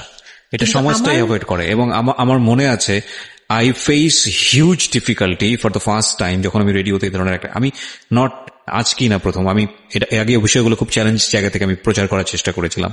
এন্ড আই ফেস, এগুলো হয়তো আমার লিসনাররা কখনোই জানে না, আই ফেস হিউজ ডিফিকাল্টিজ। একটা অদ্ভুত বিষয় হচ্ছে আমাদের সমাজে এই বিষয়গুলোকে আমরা অ্যাভয়েড করি, আমরা ঢেকে রাখতে চাই, আমরা মনে করি এটা একটা ট্যাবু, এটা সমাজে 8-10 জন মানুষের সামনে নিয়ে আলোচনা করা যায় না। একটু চিন্তা করে দেখবেন আলোচনা করা যায় না এটা কোন অর্থে? যদি বিষয়টা নিয়ে সুড়সুড়ি দেয়া হয়, যদি বিষয়টা নিয়ে এমনভাবে বলা হয় যে এটা এমনভাবে প্রেজেন্ট করা হচ্ছে যেটা একটা রগরগা বিষয়, এবং সেটা শুনে আরো কারো মধ্যে এই ধরনের পাশবিক বা সে আসলে এন্টারটেইনমেন্টের জায়গা থেকে নিয়ে এটাকে মজা হিসেবে নিল, বিষয়টা তখনই একটা প্রশ্ন আসে। কিন্তু যদি বিষয়টা লেসনের জায়গা থেকে আসে, একটা সামাজিক শিক্ষার জায়গা থেকে আসে, যে একটা পুরুষ, সে 37 বছর বয়স, সেটা আমিও হতে পারি, আপনিও হতে পারি, বা যে ছেলেটা ওনার জীবনে এসছে সে তো হয়েছেই, যে তারা যেন কখনো এরকম অমানবিক না হয়। এবং নট অনলি দিস, একটা মেয়ে যখন 13 বছরের থাকে, তাকে পরিবারের এত বড় সাপোর্টের জায়গা থেকে দেয়, বাবা এত ভালোবাসতো, তার জায়গাটা থেকেও কোন একটা সাময়িক সমস্যার সমাধান করবার জন্য বা যাই হোক না কেন, শেষ পর্যন্ত যে রাজি হয়েছে, এরকম এক ধরনের, এটা তাকে তো জবাই করা আমি বলবো। যে একটা মেয়েকে শুধু শারীরিকভাবে হয়তো সে যেই প্রবলেমটা ফেস করেছে ওই রাতে, সেটা হয়তো সে ধীরে ধীরে রিকভার করবে, কিন্তু সারা জীবনের জন্য সে যে মেন্টালি ওই জিনিসটাকে ভয়ানক রকম ভাবে একটা বাজে জায়গায় বাজেভাবে চিন্তা করা শুরু করলো মানুষের জৈবিক চাহিদার জায়গাটাতে, এটা তো একটা মানুষের থিঙ্কিংটাকে জবাই করে দেয়া, তাই না? এবং এইটা কত ভয়ানক রকমের অপরাধ, কত ভয়ানক রকমের ভুল। এবং আমাদের এই জায়গাটাতে আমাদের অনেক বেশি পরিমাণে বড় যারা আছি, সিনিয়র যারা আছি, তাদের বোঝা উচিত। প্রথম কথা হচ্ছে লিগেলি যদি আমি বলি তাহলে বিয়েটা বৈধ ছিল না, কারণ সরকার কিন্তু আমরা যতদূর জানি যে 18 নিচে বিয়ে দেওয়াকে পারমিট করে না। দ্বিতীয় কথা হচ্ছে যে মানসিকভাবে সে পরিপক্ক ছিল না। তৃতীয় কথা হচ্ছে যে যদিও বা বিয়েটা হলো, তাহলে তাকে যে একটি প্রপার এডুকেশন দেয়া, যে এই বিষয়টা হচ্ছে এরকম, প্রপারভাবে বড় করা, প্রপারভাবে নার্সার করা, সেটার মারাত্মক রকমের অভাব ছিল। ঘটনা এখানে শেষ হয়ে যায় নাই, ঘটনা কিন্তু এখানে শুরু হলো। কারণ বাংলাদেশের অনেক মেয়ের জীবনে এরকম দুর্ধর্ষ রাত আসে, এবং এই রাতগুলো সারাটা জীবনের জন্য তাকে বেদনার স্মৃতি, তাকে সারাটা জীবনের জন্য একটা ভয়ঙ্কর রকমের মোমেন্টের মধ্য দিয়ে নিয়ে যায়। আমরা এগুলো নিয়ে কথা বলতে পছন্দ করি না, আমরা এগুলো নিয়ে কথা বলি না, আমরা এগুলোকে নিয়ে কথা বলাটা একটা সামাজিক জায়গা থেকে ট্যাবু মনে করি। এই ট্যাবুর ধাক্কায় কত কত মেয়ের জীবন, কত কত মানুষের জীবন, কত কত সংসার জীবন নরকে পরিণত হয়েছে, সে খবর অনেকেই আমরা রাখি না, রাখার প্রয়োজন মনে করি না। But this is a very important issue, that's why I am discussing on this. Okay, বলুন আপনি। তারপর যেটা হচ্ছিল যে মানে ওই রাতের পর থেকে মানে ওই লোকটাকে আমার শুধুই দায়িত্ব মনে হয়েছে। মানে আমার কাছে মনে হতো যে এটা আমার দায়িত্ব, যে উনার বাসায় আমার থাকতে হবে, আর উনার সাথে থাকলে আমার এরকম করতে হবে। You feel like this, right? আপনি এই ঘটনা ঘটার পরে কি আপনি কারোর সাথে ডিসকাস করার সুযোগ পাননি যে না, আমি এরকম ক্লোজ কেউ ছিল না যে আপনার সাথে এরকম একটা বাজে ঘটনা ঘটছে, বা আপনি এটাকে রিকভার করতে পারছেন না মেন্টালি, বা আপনার সাথে যার বিয়ে হলো তাকেও বলতে পারছেন না যে আমার এইসব জিনিসগুলো? না, আমি উনাকে ভালোভাবে নিতেই পারছিলাম না। সোজা কথা, আমি উনার সাথে কোনো কিছু ডিসকাস করতাম না, বা অনেক পরে গিয়ে যখন ডিসকাস করেছি তখন উনি আমাকে উল্টাপাল্টা বুঝ দিয়েছে। মানে পরের সময়টাতে, হ্যাঁ, ওটা হ্যাপেন্স রেগুলারলি না, র্যান্ডমলি জিনিসগুলো হয়ে যাচ্ছিল আপনার সাথে? হ্যাঁ, প্রায় মাস থেকে 2-3 মাস এরকম হলো। তারপর মানে এটা আমি বলি যে প্রথম তো 4-5 দিন তো রেগুলার হলো। তারপর আমার ব্লিডিং অফ হচ্ছিল না, আমার কন্টিনিউ হচ্ছিল ব্লিডিং। তো এক সময় যে ব্লিডিং এর মধ্যেও তিনি অনেক বাজে ইয়ে করেছে। তো ওর পরে আমি বাসায় যেতে চাইলে বাসায় যেতে দিত না, এভাবে ইয়ে করে ফেললো। আর ফ্যামিলিগত যে ব্যাপারটা ছিল, যে আমার ফ্যামিলি তো তখন, আমার আব্বু তো তখন একদম মানে ফিনান্সিয়ালি খুব উইক ছিল। তো বিয়ের পরে কিছু ফর্মালিটি থাকে, পুরান ঢাকার কিছু রুলস আছে যে বিয়ের পরে মেয়েদের প্রতি সপ্তাহে সপ্তাহে দেখতে যাওয়া, এটা সেটা পাঠানো, প্রতি সিজনে সিজনে এটা এটা করা, এগুলো ব্যাপারে কেউ কনসার্ন ছিল না। মানে তখন মানে আমার ফ্যামিলির কেউ এরকম অ্যাক্টিভ ছিল না, মানে ছিল কিন্তু কেউ কেয়ার করেন। তারপর হচ্ছে এরকম করে আমার সময়গুলো কাটতে লাগলো। তো সবচেয়ে বড় কথা হচ্ছে আমার যে হাজবেন্ড ছিল রিপন, উনি আমার বাবার দোকানে কাজ করতো একটা সময়। ওইটা হচ্ছে প্রায় আরো মানে আমার জন্মের সময় বা আমার জন্মেরও আগে। হ্যাঁ, তখন নতুন নতুন আর কি কাজ শেখার জন্য আমার আব্বুর দোকানে ঢুকছে এরকম। তো আমার আব্বু তাকে ক্যাশ বুঝিয়ে দিয়েছিলেন নাকি, তখন নাকি ক্যাশ দিত। তো আমি একটু যখন 2-3 বছরের, তখন উনি দোকান থেকে বের হয়ে নিজে ব্যবসা দিয়েছে, ওখান থেকে তিনি ইমপ্রুভ করছে। তো ওখান থেকে শুরু। আর আমাকে যখন বিয়ে দিছে, মানে আমার যখন বিয়ে হয়েছে, তো ওই রিপন যিনি, ওনার উদ্দেশ্য ছিল যে আমি আমার নানু বাড়ির অংশ পাবো, সম্পদ। আমার নানু বাড়ি খুব বিশাল, মানে বললামই তো যে খুব বিরাট একটা অংশ। আর ওনাদের যে অংশটা ছিল সেটা অনেক আগেই নেওয়া হয়ে গেছে। মানে ওনার দাদা বাড়ি যেটাতে ওনারা ছিল 3 রুম, ওই যে ছোট ছোট 3টা রুম উপরে, ওই বিল্ডিংটা তোলার পরে আমার মামা ওই অংশটা কেটে রাখছে, মানে আমার মামা রেখে দিয়েছে। আর আমাদের যে অংশটা ছিল তার লোকটা ছিল যে ওই বাড়িতে আমি একটা রুম হলেও পাবো। হ্যাঁ, তো আমার আম্মু তো আর ওটা নেয়নি। তো আমার হাজবেন্ডের ইয়েটা ছিল, টার্গেটটা ছিল যে ওই বাসায় একটা রুম হলেও পাবে। আর পুরান ঢাকায় একটা রুম মানে অনেক কিছু, মানে ওখানে তো প্রায় 1 কোটি টাকা দাম কাঠা। তো একটা রুম মানে 1 কাঠা না হোক, আধা কাঠা হোক, 50 লাখ টাকা হোক আমার আসবে, এরকম একটা টার্গেট ছিল তার। তো আর বিয়ের সময় তো অনেক কিছু নিয়ে, মানে গহনা টহনা নিয়ে, ফার্নিচার নিয়ে নানান কথা তো শুনতে হয়েছে, ওগুলাও ফেস করছি। মানে খুব পেইনফুল ছিল ওগুলা, কারণ আমি তখন এত কিছু বুঝি না। আমি তখন মাত্র মানে জামা কাপড় বানাই, ঘুরি ফিরি, খাই দেয়, ব্যাস ওই পর্যন্ত। আমি কারো জিনিস নিয়েও মাথা ঘামাই না। ওখানে আমার উপরে প্রেশার আসছে যে আমার ফার্নিচার এমন কেন, আমার গহনা এমন কেন, তুমি বাসায় বলো না কেন, তোমার খাট এখনো আসতেছে না কেন। আমার বিয়ের পর খুব বৃষ্টি ছিল তখন, মানে আমার ফার্নিচার, আমার চাচা ছিল ফার্নিচারের, ওনার বিজনেস। তো আমার চাচার ফ্যাক্টরি থেকেই সবগুলো ফার্নিচার আসবে।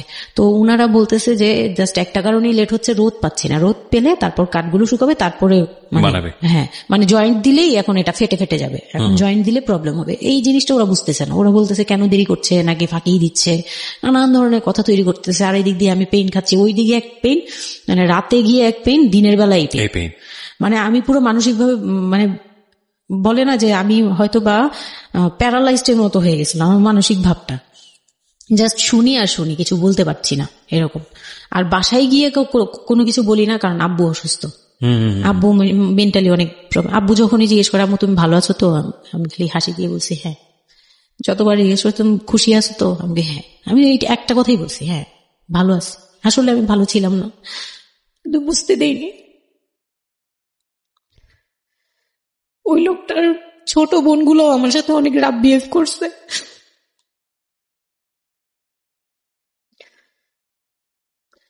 তো অনেক রুডলি আচরণ করেছে। আর উনার যে ছোট ভাইটা ছিল, মানে আমার যে মেজো ভাই যেটা আর কি, ওনার আগে যেটা বিয়ে করেছে, তো ওনার ওয়াইফ ছিল আমার অনেক বছরের বড়, কারণ তাদের বিয়ে হয়েছিল 12 বছর আগে। আমার বিয়ের 12 বছর আগে তার বিয়ে হয়েছিল। আমি যখন বাড়িতে বেড়াতে আসতাম তখন মানে ভাবি রাতে খাওয়া দাওয়া এরকম, আমি ভাবি বলেই ডাকতাম, কিন্তু সম্পর্কে আমি বড় যা। কিন্তু উনার প্রায় উনাকে আমাকে একসাথে কোথাও দেখলে কেউ বলতো যে তোমার মেয়েটা, মানে এভাবে বলতো। তো ওই দিক থেকে উনার একটু, এটা জেলাসি বলবো না, এটা হয় আসলে, এটা নর্মাল একটা ব্যাপার। কারণ একটা উনি অনেক এজ হয়ে গেছিল, উনি নিজের জায়গা থেকে নিজেকে একটু দুর্বল মনে করতো। আমাকে এমনিতে সাপোর্টও দিত, আবার অনেক সময় দেখে কিন্তু পেইনও দিত, অনেক পেইন দিত। কিন্তু আমি ওই সময়টাতেই কেন জানি আমি ছোট থেকে এই জিনিসগুলো বুঝতে চেষ্টা করি যে কেউ আমাকে কেন জেলাসি করছে, কারণ তার মধ্যে কোনো দুর্বলতা আছে, আমার ওইটার জন্য মায়া হয়।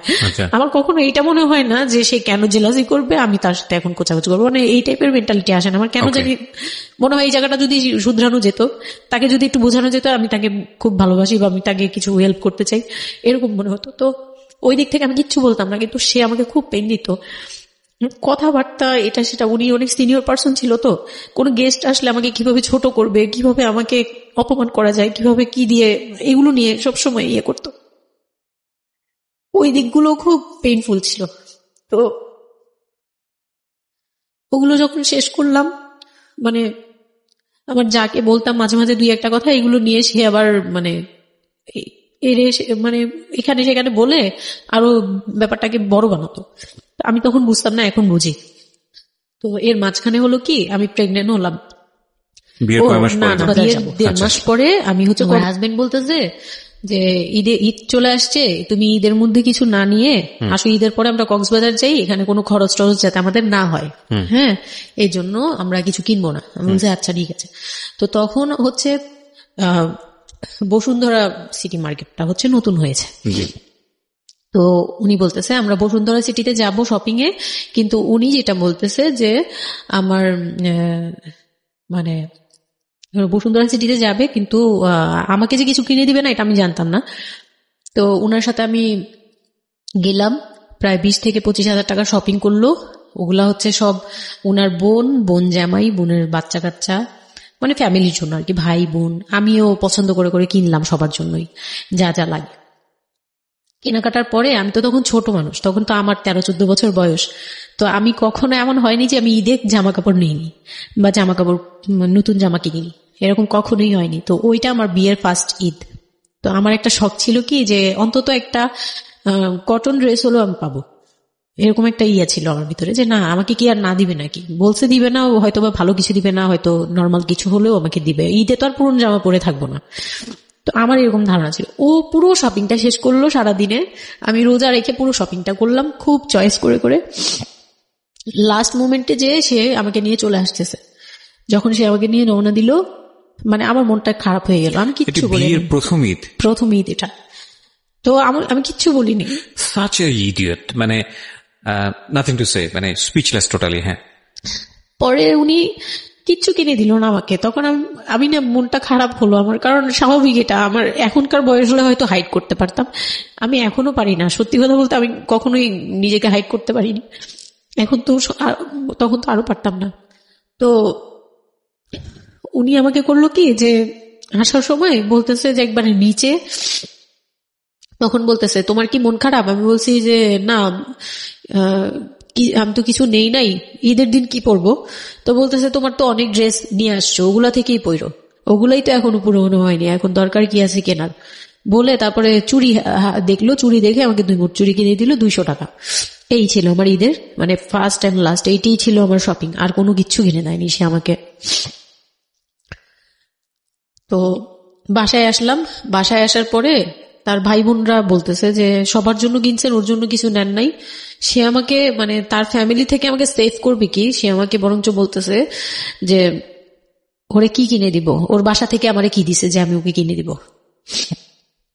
তখন আমি বুঝলাম যে ও আচ্ছা সে কিনে দেয়নি। হ্যাঁ, তো আমি আর বাসায় কিন্তু কিছু বলিনি বা বাসায় যাইও নেই। এর মধ্যে বাসা থেকে আসলে সামর্থ্য কি ছিল আপনার ফ্যামিলিকে মানে কিনে দেওয়া হয়েছিল কি ঈদের প্রথম দিন জামাইকে কিছু কিনে দেওয়া বা এরকম কোনো কিছু? হ্যাঁ, এটা করেছিল চান রাতে, একবারে লাস্টের দিকে শপিংটা হয়েছে তার আগে। তো সে এটা বলে ফেললো প্রায় 20 রোজার পরে এই ঘটনা আর কি। তো একবারে চাঁদ রাতের দিন আমার ভাই আর কি একটা পাঞ্জাবি গিফট করলো তাকে, আর সে আমাকে আর কিছুই দিল না। হ্যাঁ, সে ভাবতেছে যে আমি বুঝি বাসায় জানানোর পরে হ্যাঁ, তখন গিয়ে আরো খেপে গেল যে আমি নাকি বাসায় জানাইছি, তাকে ছোট করলাম এই জন্য। কিন্তু আসলে মানে সত্যি কথা বলতে যে আমি কিছুই বলি নাই, আমার মুখ দিয়ে তখন কথাই আসতো না, আমি ম্যানেজ কি করব, আমার তো কিছুই মাথায় থাকতো না তখন আমি তো পুরো মেন্টালি একটা ইয়েতে ছিলাম। তো আমার এমনও মনে হয়েছিল তখন, মানে মাসখানিক যে সে আমাকে ওই ফিজিক্যাল টর্চার গুলো করতো, তখন আমার এমনও মনে হয়েছিল যে আমি এক কাজ করি, বের হয়ে কোথাও চলে যাই, মানে অজানার উদ্দেশ্যে কোথাও চলে যাই। যদি আব্বুর এই অবস্থা না থাকতো হয়তো আমি করতাম এটা। সত্যি কথা বলতে একমাত্র আব্বুর কথাটা যখন মনে আসছে, চোখে ভাসছে যে আমার আব্বু তো মরে যাবে, তখন গিয়ে আর এটা করতে পারিনি, নয়তো ঠিকই আমি বের হয়ে যেতাম। তো ঈদ আসলো, ঈদের পরের দিন কক্সবাজারের উদ্দেশ্যে রওনা দিল। আর তার একটা অভ্যাস ছিল যে মানে সে কিছু দিলে বা করলে বা আমার জন্য যদি সে 2 টাকাও খরচ করত, এটা খুব হাইলাইট করত, সবার সামনে তুলে ধরার জন্য চেষ্টা করত। ওই কক্সবাজার যাবে, সে খুব মানে ঢোল পিটাচ্ছে যে আমাকে নিয়ে কক্সবাজার যাচ্ছে, কিন্তু শপিং করে দেয়নি, এটা আবার হাইড করতেছে। আচ্ছা, যাই হোক ওই সব বলতে গেলে শপিং এর টাকা সেভ করে আমাকে কক্সবাজার নিয়ে যাচ্ছে। তো গেলাম কক্সবাজারে, সেখানে গিয়ে আরেক ধাক্কা খেলাম যে কক্সবাজার যাওয়ার পরে প্রথম রাত মোটামুটি ভালো ছিলাম, পরের দিন সকালে সে আমার সাথে মানে এমন ভাবে মানে ফিজিক্যাল রিলেশন করতে চেয়েছে যেটা সম্পর্কে আমি অবগত ছিলাম না, মানে আমি জানতাম না যে এরকম কিছু হয়। তো এক সময় সে আমার হাত পা জোড়াজোড়ি করে ধরে, মানে প্রায় হাত পা বাঁধার মতো জোড়াজোড়ি করে সে আমার সাথে ওই রকম কিছু করতে চায়। তখন আমার মানে আমি খুব বাধা দেওয়ার পরে বা চিল্লাচিল্লি করার পরে সে আমার গায়ে হাত তুলে 2-3টা চট থাপ্পড় দেয়। আপনাদের মধ্যে সম্পর্কের জায়গাটা কি আপনি তখনও কি ওনাকে আপনি করে বলতেন? হ্যাঁ, আমি এখনো স্টিল নাও। তার মানে বিষয়টা এরকম হয়ে গেছে যে ওই দূরত্বটা বিয়ের পরে ছিল এবং সেই দূরত্ব থাকা অবস্থায় ও এই জিনিসগুলো প্র্যাকটিস করে যাচ্ছে ওর মতো করে, এবং সেখানে যখন ও সাকসেসফুল হতে না পারছে তখন সে আপনার গায়ে হাত তুলছে, তাই তো? সেটাই। হ্যাঁ, তারপর আর সবচেয়ে বড় কথা হচ্ছে সে তার জায়গাটা, সে তার চাওয়াগুলো সব পূরণ করতেছে, বাট আমার দিকটা দেখছে না। এবং সে যে শুধু আমার না, মানে সে মানুষটাই এমন, আগে বুঝি নেই, পরে অনেক ধীরে ধীরে গিয়ে পরে বুঝতে পেরেছি যে উনি সম্পূর্ণ সেলফ সেন্টার, মানে নিজের যেটা অধিকার সেটা সে আদায় করে নিবে, তার বাকিগুলো নিয়ে তার কোনো মাথা কি হচ্ছে বা কার কি হচ্ছে এটা দেখার বিষয় না, এই টাইপের মেন্টালিটি। তো এইগুলো করার পরে আমার মানে খুব পেইন হলো, আমার খুব কষ্ট হলো যে আমি কবে আবার ঢাকায় যাব, একটা পেইন। ওটা কি জীবনের প্রথম কক্সবাজার যাওয়া? হ্যাঁ, ওইটা আমার লাইফে ফার্স্ট। চিন্তা করে দেখুন, এক ধরনের হানিমুনি বলা চলে ওদের জন্য। হানিমুনি করা হয়েছিল, কিন্তু ওটা আমার জন্য হানিমুন ছিল না, অন্য কিছুই ছিল। আচ্ছা, খুব পেইনফুল ছিল। ওকে, যাই হোক আমি খুব ভয়ে ছিলাম যে এখানে আমাকে মেরে ফেললেও কেউ জানবে না, এরকম একটা ফিল ছিল আমার ভিতরে। চিন্তা করতে পারেন প্রত্যেকটা মোমেন্ট একটা মানুষ, একটা মেয়ের সাথে, একটা ছেলের সঙ্গে বসবাস করছে একটা মেয়ে, এবং তাদের স্পেশাল মোমেন্টস গুলো তার জন্য ভীতির কারণ। সে হয়তোবা তখন এরকম মানে চিন্তা করছে যে এই স্পেশাল মোমেন্টটা যেন না আসে, ওর সঙ্গে স্পেশাল টাইমটা যেন আমি না হয়, রাত যেন না হয়। বিষয়গুলো তো এরকমই ছিল, কারণ ওর জন্য কিন্তু এগুলো ভয়ানক রকমের টর্চার। হ্যাঁ, তারপর আর আমার সাথে যারা ছিল, মানে ফ্যামিলি তো 2টা গিয়েছি আমরা, মানে আমার হাজবেন্ড আমাকে নিয়ে গেছে, আর হচ্ছে আমার চাচাতো বোনের রিসেন্ট বিয়ে হয়েছিল, চাচাতো বোনের হাজবেন্ড আর চাচাতো বোন, ওরা 2জন গিয়েছে। কিন্তু ওরা ওদের মতো ছিল, আমরা আমাদের মতো ছিলাম, এরকম আর কি। তো ওইভাবে আর আমাদের সাথে ইয়ে করা হয়নি যে একদম সব বিষয়ে ডিটেলস বলা। আর আমার চাচাতো বোন আমার অনেক বড় ছিল, যার কারণে আমি আপুকে বলতাম না, লজ্জা পেতাম। তো ওই দিক থেকে 3 দিন পরে 4 দিনের দিন আমি খুব জেদাজেদি করে, মানে কান্নাকাটি করে চলে আসবো করতেছি, কিন্তু আমাকে কেউ আর জিজ্ঞেস করতেছে না যে কেন। মানে আমার বোন জামাই ওই বিষয়টা খেয়াল করেনি, আমার বোনও খেয়াল করেনি যে আমি কেন বারবার চলে আসতে যাচ্ছি। হ্যাঁ, এত সুন্দর একটা ওয়েদার, ওরা তো খুব এনজয় করছিল হয়তো বা, মানে আমি তাদের এনজয়মেন্টে বাধা দিলাম, এরকম আর কি। তো খুব কান্নাকাটি করে ওই রাতেই আমি চলে আসবো, আমি বলছি তোমরা সবাই থাকো, আমি চলে যাই, মানে এইভাবে কান্নাকাটি করছে। আমি থাকবোই না, আমি আর একটা রাত এখানে থাকবো না। আমার কাছে মনে হচ্ছে তাও এলাকার ভিতরে তো থাকবো, যাই হোক, কিন্তু এখন তো আমি বাইরে আছি, অনেক দূরে। আমার কাছে এরকম মনে হচ্ছিল যে আমি যদি মরে যাই, আমি যদি যে কোনো সময় আমি মারা যাবো, এরকম মনে হচ্ছিল। তো আমি ওই সময় বলাতে ওরা সবাই মিলে চলে আসছে, সবার মন খারাপ যে আমার জন্য চলে আসতে হলো তাদের। তো ঢাকায় আসলাম। ঢাকায় আসার পরে ঈদের ছুটির শেষে সে তার মতো করে বিজনেস করতেছে, আমি আমার মতো ঘরে ছিলাম। 2-3 মাস গেল, কোরবানি ঈদ আসলো, প্রথম কোরবানি ঈদ।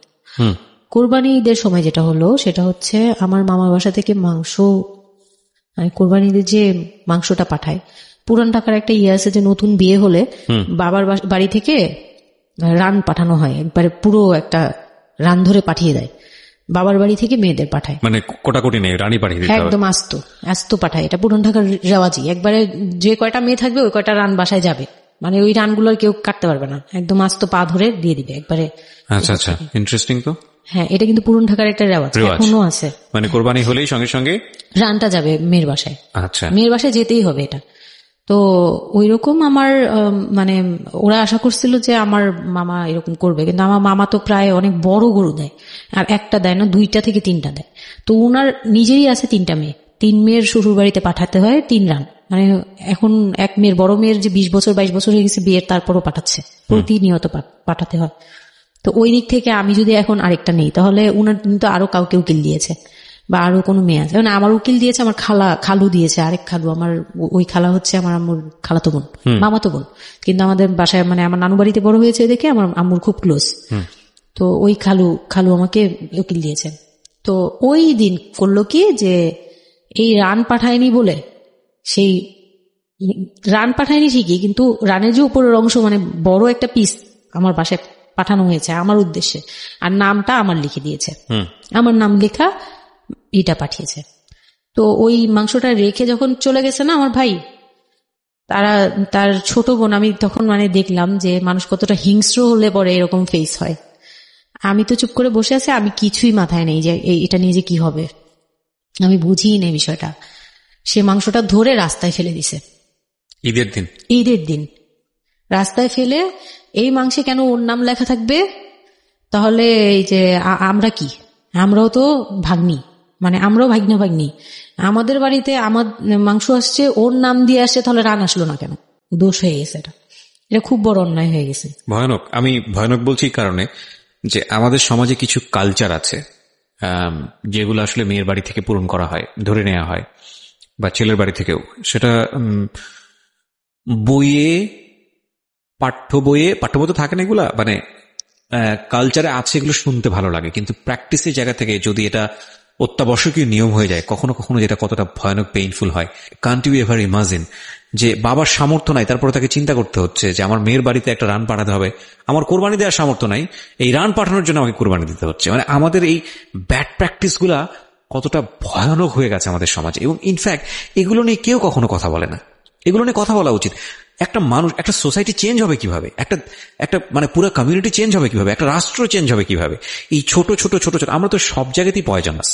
এই ছোট ছোট বিষয়গুলো যদি চেঞ্জ না হয়, আমরা যে এত ডিগ্রি নিচ্ছি, প্রতি বছর পিএইচডি, ভুড়ি পিএইচডি বের হচ্ছে, ডক্টরেট, হ্যাঁ, আমাদের বিশ্ববিদ্যালয়ে ভরে যাচ্ছে, আমাদের ছেলেমেয়েরা গোল্ডেন এ প্লাস, আমাদের পাশের হার বাড়ছে, কিন্তু এই সব যে মানে খোরা কালচার, ল্যাংড়া টাইপের কালচার, এগুলোর যে পরিবর্তন হচ্ছে না, বা এগুলো নিয়ে যে কেউ কখনো কোনো কথা বলে না, এগুলো নিয়ে না পত্রপত্রিকায় কথা হয়, না কোনো মিডিয়াতে কথা হয়, অথচ এগুলো আমাদের জীবনটাকে পঙ্গু করে দিচ্ছে, এবং এগুলো নিয়ে কেউ কখনো কথা বলে না। আমরা যৌতুক নিয়ে কথা বলি, এবং যৌতুক একটা ঘাতক ব্যাধি, আমরা যৌতুক মোকাবেলা করতে পেরেছি, কিন্তু এই কালচারের মধ্যে যে যৌতুক ঢুকে বসে আছে সেটা নিয়ে আমরা কেউ কখনো কথা বলি না, এবং এগুলো নিয়ে কথা বলা উচিত। নইলে আমরা আসলে কিওর হব কিভাবে? আমরা যে বলি যে আমাদেরকে শুদ্ধ হতে হবে, আমরা মানুষ হিসেবে ভালো হতে হবে, বাট হাউ? আমাদের তো রন্ধ্রে প্রবলেম। সো প্রবলেমটাকে প্রবলেম বলা উচিত, অ্যাটলিস্ট কাউকে না কাউকে তো স্পিক আউট করতে হবে, এবং স্পিক আউট করলে তাহলে এই প্রবলেমগুলো সামনে আসবে, এবং সামনে আসলে এগুলো নিয়ে কিওর নিয়েও মানুষ কথাবার্তা বলবে। আমি তো জীবনে কোনোদিন শুনিও নাই, আমি জানি না পুরান ঢাকার এই কালচার যে মেয়ের বাড়িতে রান পাঠাতে হয়, এটা এখনো আছে, এবং এটা নিয়ে মোটামুটি মারামারি বাঁধার মতো অবস্থা। হ্যাঁ, এটা নিয়ে মানে এটা কোনোভাবেই মিস করা যাবে না, এরকম অবস্থা। তো আমার বাসায় কিন্তু রান আসছে, আমার বাসায় পরে রান আসছে, ওইটা ছিল ঈদের দিন। হ্যাঁ, ঈদের দিন তারা আমাকে খুব ব্যাডলি কথা শুনেছে, আমাকে সামনে বসিয়ে রেখে, মানে 4-5 ভাই বোন একসাথে বসে যেরকম মিটিং, মনে হয় আমি অনেক বড় একটা পাপ করে ফেলছি। তার ভাইয়ের কাছে বিয়ে হয়ে আমার পাপ হয়েছে যে আমি নাকি তার ভাইকে কিভাবে ভুলিয়ে ভালিয়ে, আমি তখন ভুলাবো কি, আমার তো ভালানোর প্রশ্নই আসে না। আমি তখন মনে মনে মানে হাসিও পাচ্ছে, আমি অবাক হচ্ছি যে এগুলো কি বলতেছে, আমি নাকি তাদের ভাইকে হাত করেছি, এই টাইপের কি কথা বলতে, মানে আমি এখন বলতে পারবো না বুঝিয়ে। তো এইগুলো বলছে, তো আমার কাছে খুব মনে হচ্ছে যে আমি কান্না করতেছি, খুব কান্না করছিলাম। তো কান্না করার পরে আমার যে হাজবেন্ড ছিল, সে কেমন একটা লোক যে সে এটাও বললো না যে মাংসটা তুলে নিয়ে আসি। এটা তো একটা মানে বলতে গেলে কোরবানি দেওয়া হয়। আপনার শ্বশুর বেঁচে ছিল না? না, আমার শ্বশুর শাশুড়ি দুজনই মারা গিয়েছে। তার মানে ওই পরিবারের মূল হর্তাকর্তা হচ্ছে আপনার হাজবেন্ডই? হ্যাঁ। আচ্ছা। তো তখন সে ওই মাংসটা নিয়ে আসলো না, ভাই বোন ফেলে দিছে, সেও তাদের সাথে তাল মিলাচ্ছে, কিন্তু আবার আমাকে সরাসরি কিছু বলছে না। কুকুর খাওয়ার দরকার, কারণ পুরান ঢাকায় তো কুকুরের অভাব নাই রাস্তাঘাটে, আমি যেটা দেখি। না, ওইগুলির ভিতরে নাই, ছিল না, ওইগুলিতে ছিল না, থাকলে হয়তো। এগুলো করলে তো আপনাদের যে কালচারটা, সেটা হচ্ছে পুরান ঢাকায় একটা জিনিস খুব ভালো লাগে, একটা ফ্যামিলির খবর আর একটা ফ্যামিলি জানে, যে এই ফ্যামিলির পরিবারে কি হচ্ছে, এই পরিবারে কি হচ্ছে। আশপাশে তো খুব মানে ওরা তো খুব লাগানো বাড়ি ঘর, তো সবাই শুনে, এক দেয়াল 2 বাড়ি। তার মানে এগুলো কত কানাঘুষা তো হচ্ছিল নিশ্চয়ই।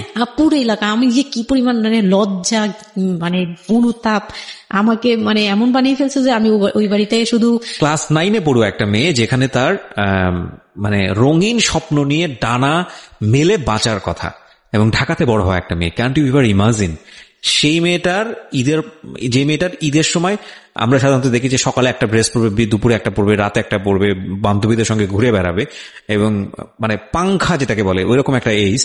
সেই সময়টাতে তার মাংস নিয়ে টানাটানি শুরু হয়েছে এবং তার বাড়িতে মাংস আসলো কিনা সেটা নিয়ে টানাটানি শুরু হয়েছে এবং সে মহল্লায় বেরোতে পারছে না নিজের মুখ, এবং এভরি নাইট তার উপর ফিজিক্যাল টর্চার। এবং ক্যান ইউ এভার ইমাজিন যে আমাদের সমাজে মেয়েরা, নারীরা কতটা সহ্য করে?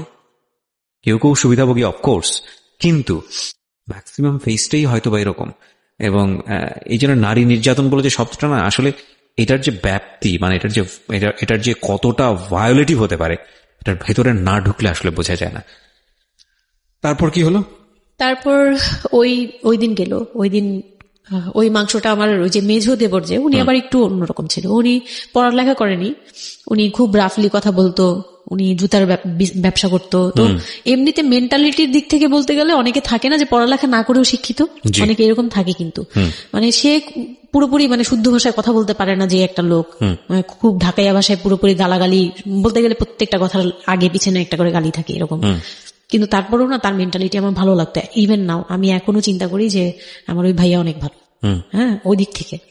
তো উনি এসে এরকম দেখে বাসায় মাংসটা নিয়ে এসে রেখে তারপর খুব গালাগালি করে খুব বাজেভাবে ভাই বোনদের বলল যে তোরা আসলে মানুষই না, তোরা মানুষ হইলে এই ধরনের এই সিচুয়েশনটা ক্রিয়েট করতি না। মানে উনি ওনার মতো করে বলছে গালাগালি করে যে এইরকম মানুষ করে, তোরা কি ছোট লোক, জীবনে কি কখনো এগুলি দেখোস নাই, বা এগুলো কি কখনো খাস নাই, বা এখনো কি পাস না, এরকম করার কি আছে, ওর বাসা থেকে আসলে খাবি, এরকম মানে এইভাবে খুব বাজে বাজে 2-4টা কথা বলছে। তারপর তারা গিয়ে ঠান্ডা হয়েছে। আর আমার বলতেছে তুমি এখানে বসে বসে ওদের দৃশ্য দেখতেছো কেন, তুমি উপরে যাও।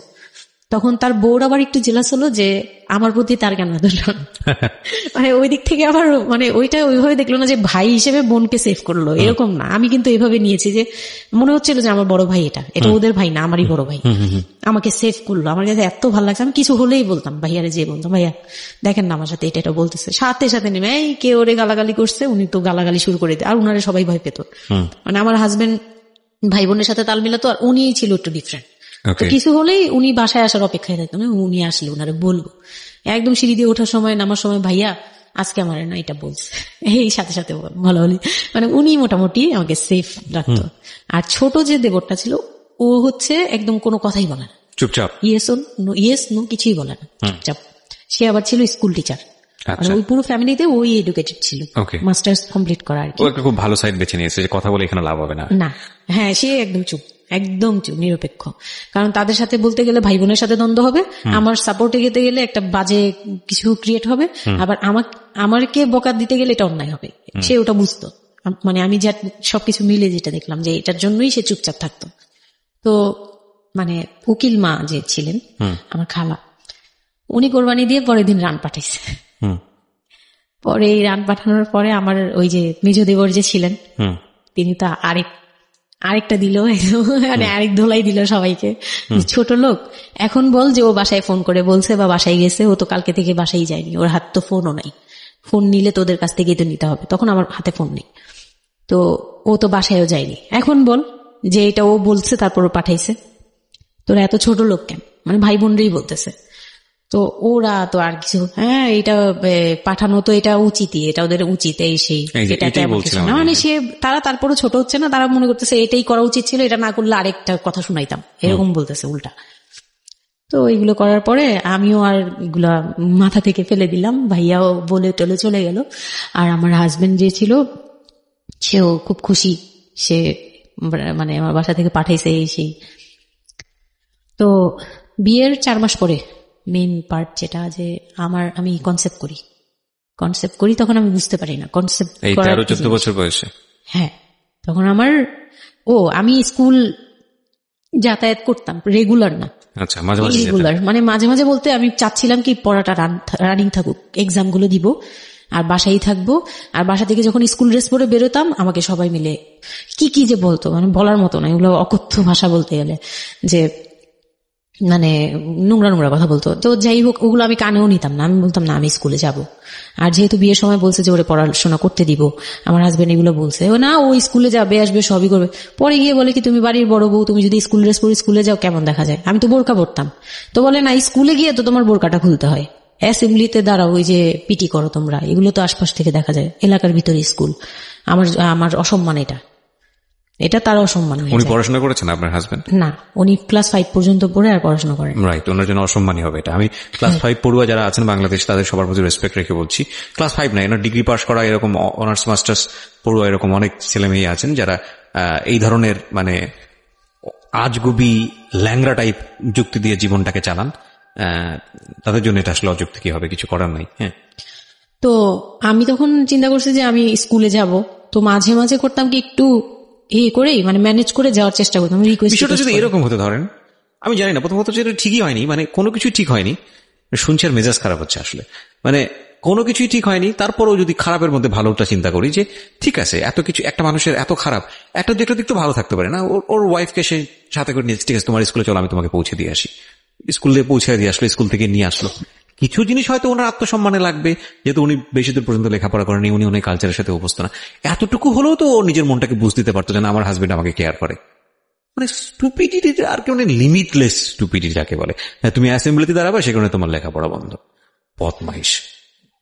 তারপর স্কুল বন্ধ করে দিল।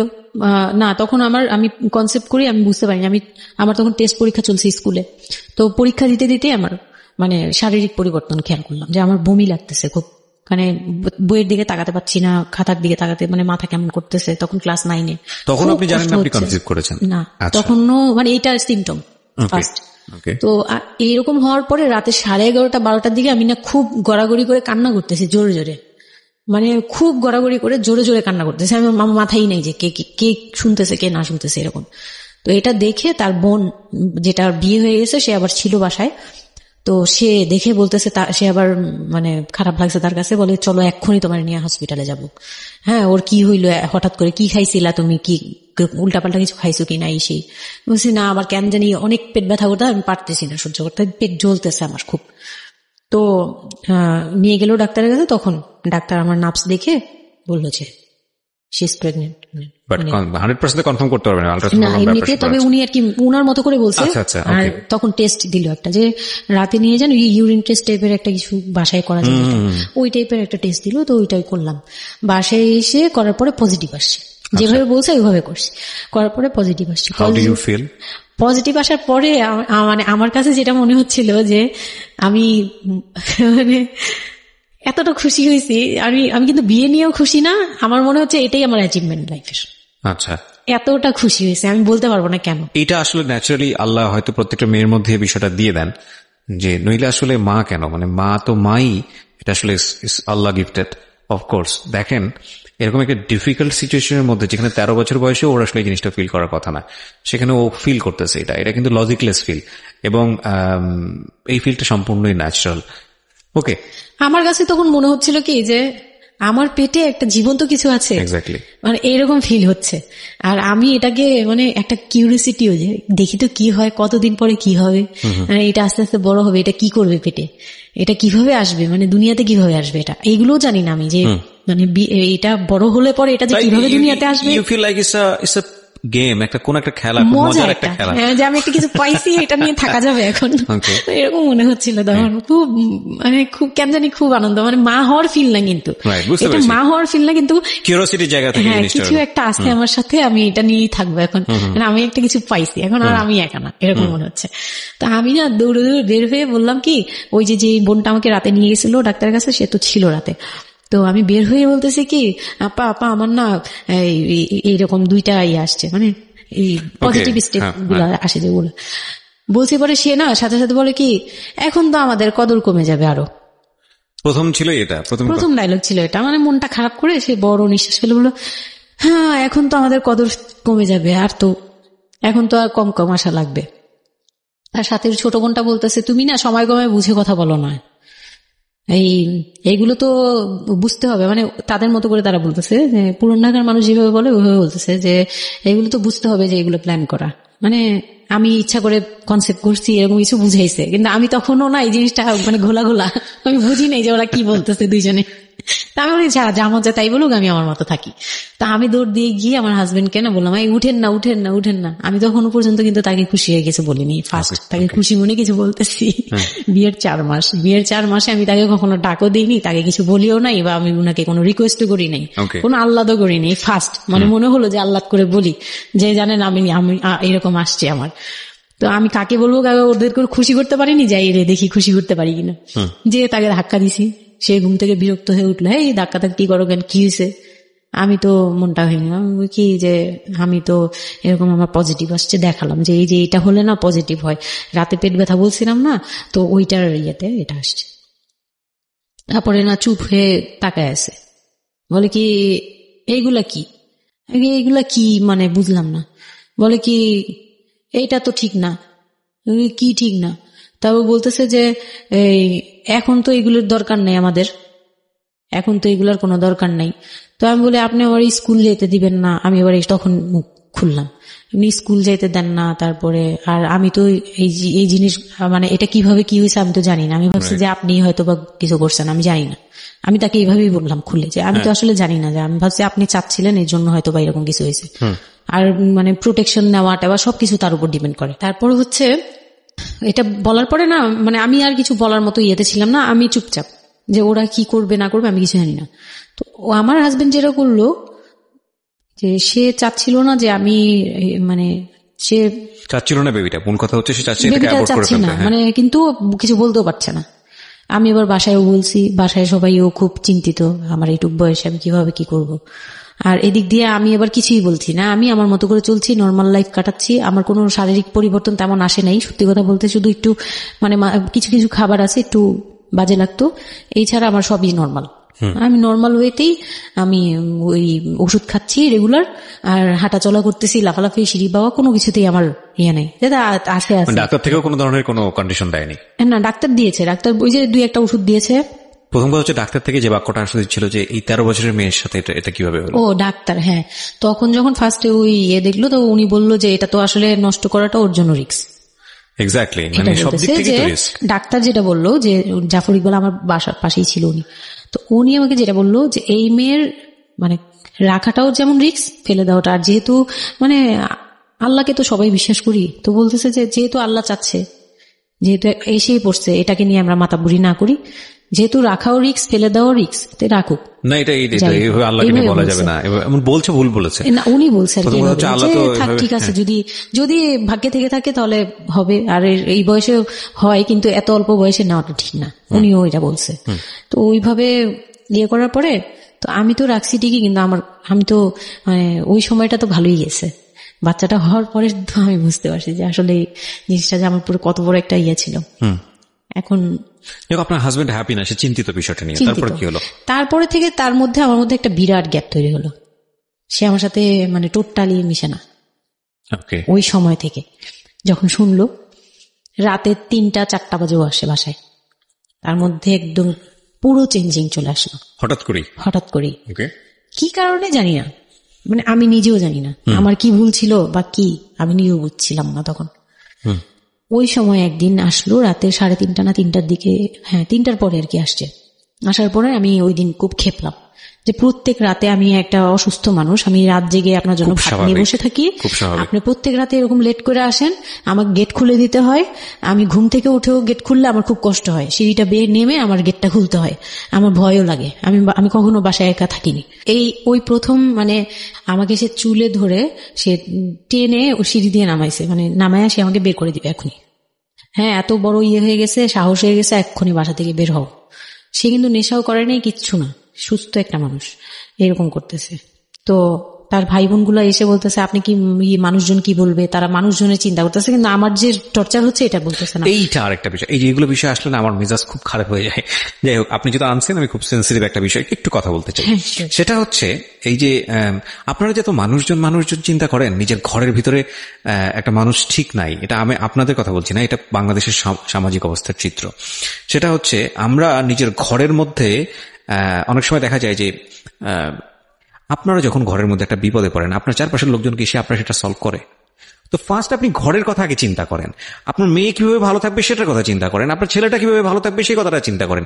এতে যদি আপনার দুর্নাম হয়ও কিছুটা, সেটা আপনার ওভারলুক করা উচিত।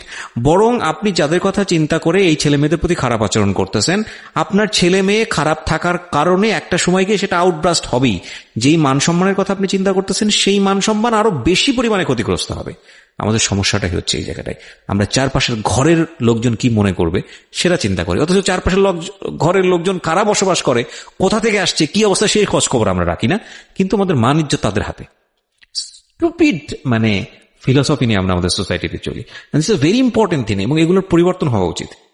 তারপরে কি হলো? তারপর এই হলো ফার্স্ট এই গেল, এইটার পরে এরপর থেকে চলতেছে কন্টিনিউ, মানে এরকম আচরণই করছে সে আমার সাথে। একটু 4 মাসের সময়টা খুব ক্রুশিয়াল একটা মোমেন্ট, খুবই ক্রুশিয়াল একটা মোমেন্ট। সকালে উঠে আমার রুটি বানাতে হতো কন্টিনিউ, সে বাইরের নাস্তা খাবে না, তাকে রুটি বানিয়ে খাওয়াতে হবে। ওই অবস্থায় আমি মানে সকালে উঠে ঘুম থেকে উঠে রুটি বানাতাম, ওর ভাই বোনের জন্য, ওর জন্য, সবার জন্য বানাতাম। এটা না আমাদের সমাজের ছেলেরা না বুঝতেই চায় না, এবং এটা নিয়ে আমাদের কোনো শিক্ষা নাই। আসলে আমি মানে দেখলাম যে এতটা আমি আমার নিজেকে জড়িয়ে ওই কথাটা বলছি, কারণ আমি তো নিজেও বাবা হয়েছি, আমি নিজে থেকেও বুঝি জিনিসটা। মানে এই যে পরিবর্তনটা সমাজ, মানে পরিবারে যখন নতুন একজন সদস্য আসে, সবচেয়ে বড় প্রেশারটা ফিল করে হচ্ছে মা, কারণ তার লাইফ রিস্ক হয়ে যায়। কিন্তু এখানে বাবার যে দায়িত্বটা, খুব মজার বিষয় হচ্ছে, আমি আমার নিজের এক্সপিরিয়েন্সের জায়গা থেকেই বলতেছি, যে বাবার দায়িত্বের জায়গাটা বোঝা শুরু হয় সন্তান দুনিয়াতে আসার পর থেকে, এবং তাও ইমিডিয়েটলি আসে না।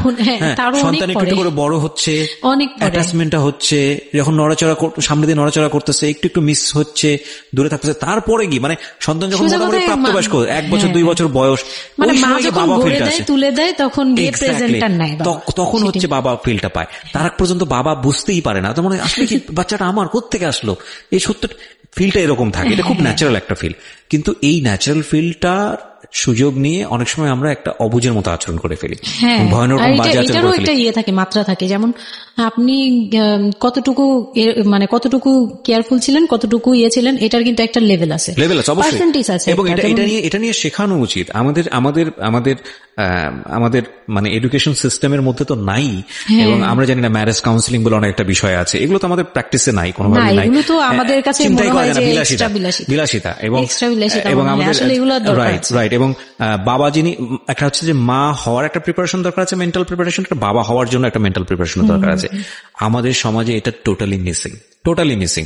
আমরা এই নারী দিদিদের কাছ থেকে যে গাইডটা পেয়ে আসছি, এবং সেটা না বুঝে না শুনে প্র্যাকটিস করেছি। রাইট, আমি জানি না আজকে আমি সত্যি এই কথাগুলো বলতেছি, হয়তো আমরা ওই রাতারাতি পরিবর্তনের জায়গায় যেতে পারবো না, বাট আমি শুধু একটা কথাই বলতে চাই, সেটা হচ্ছে বাবাদের দায়িত্বটা অনেক বেশি, বিশেষ করে বাচ্চা চলে আসার পর থেকে মেন্টাল সাপোর্টটা খুব জরুরি, খুবই জরুরি। এবং কারণ এটা একটা মেয়ের লাইফ রিস্কের প্রশ্ন, এবং আপনি জানবেন না যে সে আসলে কতটা ভয়ানক রকমের লাইফ রিস্কের মধ্যে রেখে সে একটা সুন্দর স্বপ্ন দেখে। তো ওই মানুষের পাশে কিছুই না, আপনি শুধু কোম্পানি দেন, এবং এই কোম্পানিটা তারা খুব মিস করে এই সময়টাতে। এটাই ও বলার চেষ্টা করছে। তারপর হচ্ছে যে আমার বেবি হলো হসপিটালে, যখন মেয়ে হলো, তো এই রুমটাতে ঢুকার পর্যন্ত আমি খুব ইয়েতে ছিলাম, মানে রুমটাতে যখন ঢুকি তখন আমি কান্না করছিলাম, খুব ভয় ছিল যে তখন মনে হচ্ছিল যে আমি মরেই যাই নাকি, এরকম মনে হচ্ছিল। আর আমাকে তো মানে অপারেশন করবে, তারাও ডাক্তার বলতেছে এই মেয়ের অপারেশন কি করবো, আর এই মেয়ে নর্মালি কি বেবি দিবে। আমি বলতেছে এটা তো গ্রামগঞ্জ না, আপনারা কি করছেন। আমি তখন আরো শুকনা ছিলাম, তো আর এমনিতেও বয়সও কম ছিল, আবার শুকনাও ছিলাম, দেখতে আরো পিচ্ছি লাগতো। বলতো যে অনেক দুর্বল, তো ও তো মানে ঠিক মতো টেক কেয়ারও করেন নাই বাসায়। বলতেছে একদম আমার এই হাতের মানে এইগুলো ব্রিন গুলো বুঝে যেত, এইগুলো বুঝা যেত, একদম হাড় গোড় বুঝা যেত। যখন অপারেশন করে, অপারেশনের 12 ঘন্টা পর আমার সেন্স আসে, প্রায় 12 ঘন্টা। মানে আপনার বেবি হয়েছে আপনি জানি না? পরে আমি যখন ঘুম থেকে সিজারিয়ান বেবি, পরের দিন শুধু রাতে একটু টের পাই যে আমি আমার পাশে কেউ মানে ব্রেস্ট ফিড করছে, এটা ফিল পাইছি। শুধু মুখের দিকে তাকাতে পারিনি, চোখ খুলতে পারিনি, কিন্তু কেউ একজন আমার পাশে শোয়া, মানে আমার হাতের উপরে একটা বাচ্চা শোয়া, এরূপ ফিল পেয়েছি। আর এরপরে যে চোখ বন্ধ করেছি, একবারে সকালে প্রায় 11-12টার দিকে আমার ঘুম ভাঙছে। তখন তাকানোর পরে একটু পুরোপুরি ইয়েতে, তো আমাকে উঠিয়ে নিয়ে আমাকে ইয়েতে ক্যাবিনে দেওয়া হলো। ক্যাবিনে দেওয়ার পরে আমি বাচ্চাকে দেখি, বারবার চিন্তা করি যে এটা আমার মেয়ে কোত্থেকে আসলো কিভাবে আসলো আমি নিজেকে দেখি। এটা তখন না আমার মাথায় এটাও ছিল না যে এটার বাবাকে, এটার ফুপুকে, এটার চাচাকে, হোয়াট এভার আমার বাচ্চা এটা, মানে আমি এখনো স্টিল না, আমার বাচ্চা এখন ক্লাস 8-এ পড়ে, এখনো আমি তাকে বাচ্চা বলি। হ্যাঁ, তো ও আর আমি একসাথে আড্ডে মনে হয় কি মানে ফ্রেন্ড আমরা এরকম। পর হচ্ছে ওই বাচ্চাটা হলো, বাচ্চাটা হওয়ার পরে সে খেলে, আমার খুব ভালো লাগে, তাকে নিয়ে আমার সময় ভালো কাটে। আমার আর মানে ওর বাবার কথা মাথায় নেই যে এই লোক শুধু মানে এনে দিবে ঘরে, আমি রান্না করব খাবো, ব্যাস এই পর্যন্তই শেষ। আমার আর এর দরকার নেই, কাউরই দরকার নেই। আমার বাচ্চা নিয়ে আমি পুতুলের মতো খেলি সারাদিন। ওর বাবা অনেক সময় দেখা গেত ওর বাবা তো রাতে 2টা-3টায় আসতো, আসার পরে যে খাওয়া দাওয়া করে ঘুমাবে। তো আমি তো, আমার তো ওই রুম ছাড়া কোনো ওয়ে ছিল না, ওই রুমে আমি হাঁটাহাঁটি করতাম, বাচ্চা কান্না করতে। একদিন এমনও হয়েছে সে আমাকে ঘর থেকে বের করে দিচ্ছে, আমি নাকি ইচ্ছা করে বাচ্চাকে কাঁদাই আর তাকে ঘুমাতে দেই না। হ্যাঁ, সে আমাকে রুম থেকে বের করে দিচ্ছে। তো রাতে এত রাতে বাসা থেকে যখন রুম থেকে বের করে দিচ্ছে, আমি সিঁড়িতে সারা রাত, মানে ওদের তো আর বারান্দাও নেই, হাঁটার যায়। বাচ্চা কোথায় ছিল? বাচ্চা আমার কোলে। বাচ্চা টাওয়াল দিয়ে পেঁচানো আমার কোলে, সে কান্না করতেছে, আমি সিঁড়িতে বসে আছি। আর আমি যখন সিঁড়িতে বসছি আমি জানি না কি কারণে বাচ্চার কান্না অটো থেমে গেছে। রুম থেকে বের হয়েছি না, তো ওর বাবা যে ধমক টমক দিছে আমি জানি না কি কারণে, হয়তো বা রাতও অনেক হয়ে গেছিল, অনেক কান্নাকাটির পরে হয়তো ও ক্লান্ত হয়ে গেছিল, ও মোটামুটি চুপ হয়ে গেছে সিঁড়িতে, নয়তো পুরো এলাকা জানার কথা এইরকম। তো আমি সিঁড়িতে বসে বসে কান্না করছি সারা রাত, মানে তখন অলমোস্ট তখন 4টা বাজে, ভেতরে ঘুমিয়েছে নাক ডেকে। হ্যাঁ, তখন সে ঘুমাচ্ছে, ভিতরে গিয়ে ঘুমাচ্ছে। আমি আর ভয়ে রুমেই যাইনি, মানে কি না কি করবে আবার, এই জন্য রুমেই যাইনি। তো এই কাজটা করার পরে সে আমার মন থেকে আরো উঠে গেছে। আমার যে দেবর ছিল, যে বললাম যে আমাকে খুব ভালোবাসতো উনি, তো উনি আবার খুব ভোরে আসতো, জুতার ব্যবসায়ী তো, ওনাদের কারখানা সারা রাত কাজ হতো, প্রত্যেক দিন সকালে 5টা-6টা এইভাবে আসতো। তো ঘন্টাখানিক পরে উনি যখন চলে আসছে, তখন আমাকে সিঁড়ি দিয়ে ওঠার সময় মানে গেট নক করছে, ওনার ওয়াইফ নামছে উপর থেকে, নেমে বলছে তুমি এখানে কেন? আমি বললাম যে এরকম আপনার ভাই ঘুমাতে পারে না, আমাকে বের করে দিচ্ছে। তো সেও খুব নর্মাল ভাবে নিল ব্যাপারটা, কিন্তু তার ভাই যখন গেট খুলে দেখলো যে আমি জেগে আছি আর ওটা নিয়ে সিঁড়িতে বসছি, তখন সে গালাগালি করতেছে, শালা আমি। ওনার আবার বিয়ের 12 বছর হয়ে গেছে, কিন্তু বাচ্চা কাচ্চা হয়নি। উনি আবার এই দিক থেকে খুব ছিল যে তার খুব ইচ্ছা ছিল একটা বাচ্চার বাবা হবে। এই তো আমার কোল থেকে বাচ্চাকে নিয়ে বলতেছে তোমরা আসলে কেউ যোগ্য না, তুমি মা হওয়ার যোগ্য না, ও তো বাপ হওয়ার যোগ্য ছিলই না কোনোদিন, কিন্তু তারপরে তোমাদের ঘরে দিছে। মানে সে গালাগালি করতেছে, না আমি এতদিন ধরে ট্রাই করতেছি, আমি পাচ্ছি না, আর ওরে দিয়ে দিছে, ওর মতো একটা অপদার্থ দিয়ে দিছে, মানে এরকম করে বলতেছে। তারপরে হচ্ছে এই উপরে গেলাম, উপরে যাওয়ার পরে আমি ওই রুমে গেলাম, ওরা বলতেছে আচ্ছা তুমি যাও, আমরা ওকে রাখি। ও ঘন্টাখানিক রাখলো, পরে ঘুমানোর পরে আমাকে আবার ডেকে দিয়ে দিছে বাচ্চাকে, যে ও ঘুমালে আমি দিয়ে আসবো, তুমি রুমে ওরে নিয়ে যেও না, ও আবার কান্নাকাটি করলে বড় ভাই রাগারাগি করতে পারে। তো ওইভাবে আমি আবার রুমে গিয়ে ঘুমালাম, পরে ওনারা দিয়ে গেছে। এই গেল একটা রাত। তারপর আমার বাচ্চাটা যখন 3-4 বছর হয়, মানে এইভাবে বাচ্চা কোলে আদর করতো, বাচ্চা নিত কোলে? নিত না, বাচ্চা কোলে নিতে পারতো না। ও ছোট থেকে এত বুঝতো, মানে তার বাবা কি কি পছন্দ করতো, কি কি পছন্দ করতো না, ওগুলা করতো না, মানে খুব কেয়ারফুললি, আর এত শান্ত যে তাকে যে এখানে বসে থাকতে বলে যে 2 ঘন্টাও ওইখানেই খেলতে থাকবে, কিন্তু ওখান থেকে নড়বে চড়বে না। তো আমি চিন্তা করে দেখলাম কি আমি ইম্যাচিউর মাদার, তো হয়তো বা সৃষ্টিকর্তা এর জন্যই আমাকে এরকম একটা ভেবে দিয়েছে যে ওই তোমাকে বুঝুক। ইভেন নাও, মানে এখন যে ও এত বড় হয়ে গেছে তারপরেও আমাকে অনেক কিছু বুঝায়, মানে সে আমার চেয়ে ভালো বুঝে, আমি বুঝি। তো যাই হোক, ও যখন 3 বছর হলো, 3 বছর 3.5 বছর, তখনই আমি তাকে স্কুলে দিব। 15 মিনিট আছে, সুইচ করেন। হ্যাঁ, মূল বিষয়গুলো আনেন। তো ওখানে হচ্ছে 3 বছরের কালে আমি ওকে স্কুলে দিলাম। স্কুলে দেওয়ার পরে আমি ওখান থেকে ওরে স্কুলে দিয়ে আমি নিজে ভর্তি হলাম ওপেন ইউনিভার্সিটি, মানে বুঝতে পেরেছি, উন্মুক্ত বিশ্ববিদ্যালয়। হ্যাঁ, ক্লাস 9-এ ভর্তি হলাম। তো ও পড়াশোনা করে, আমিও করি। বাসায় বা আশপাশে সবাই আমাকে নানান ধরনের কথা বলে যে মা মেয়ে একসাথে স্কুল ব্যাগ নিয়ে যায়, কেমন দেখা যায়। আমি বলছি যা মন চায় তাই দেখা যাক। আমার তখন আমি একটু ডেসপারেট হয়ে গেছিলাম। এটাই বলছিলাম যে এই ধরনের মেয়েরা সাধারণত জীবনের একটা পর্যায়ে মারাত্মক রকমের ডেসপারেট হয়ে যায়।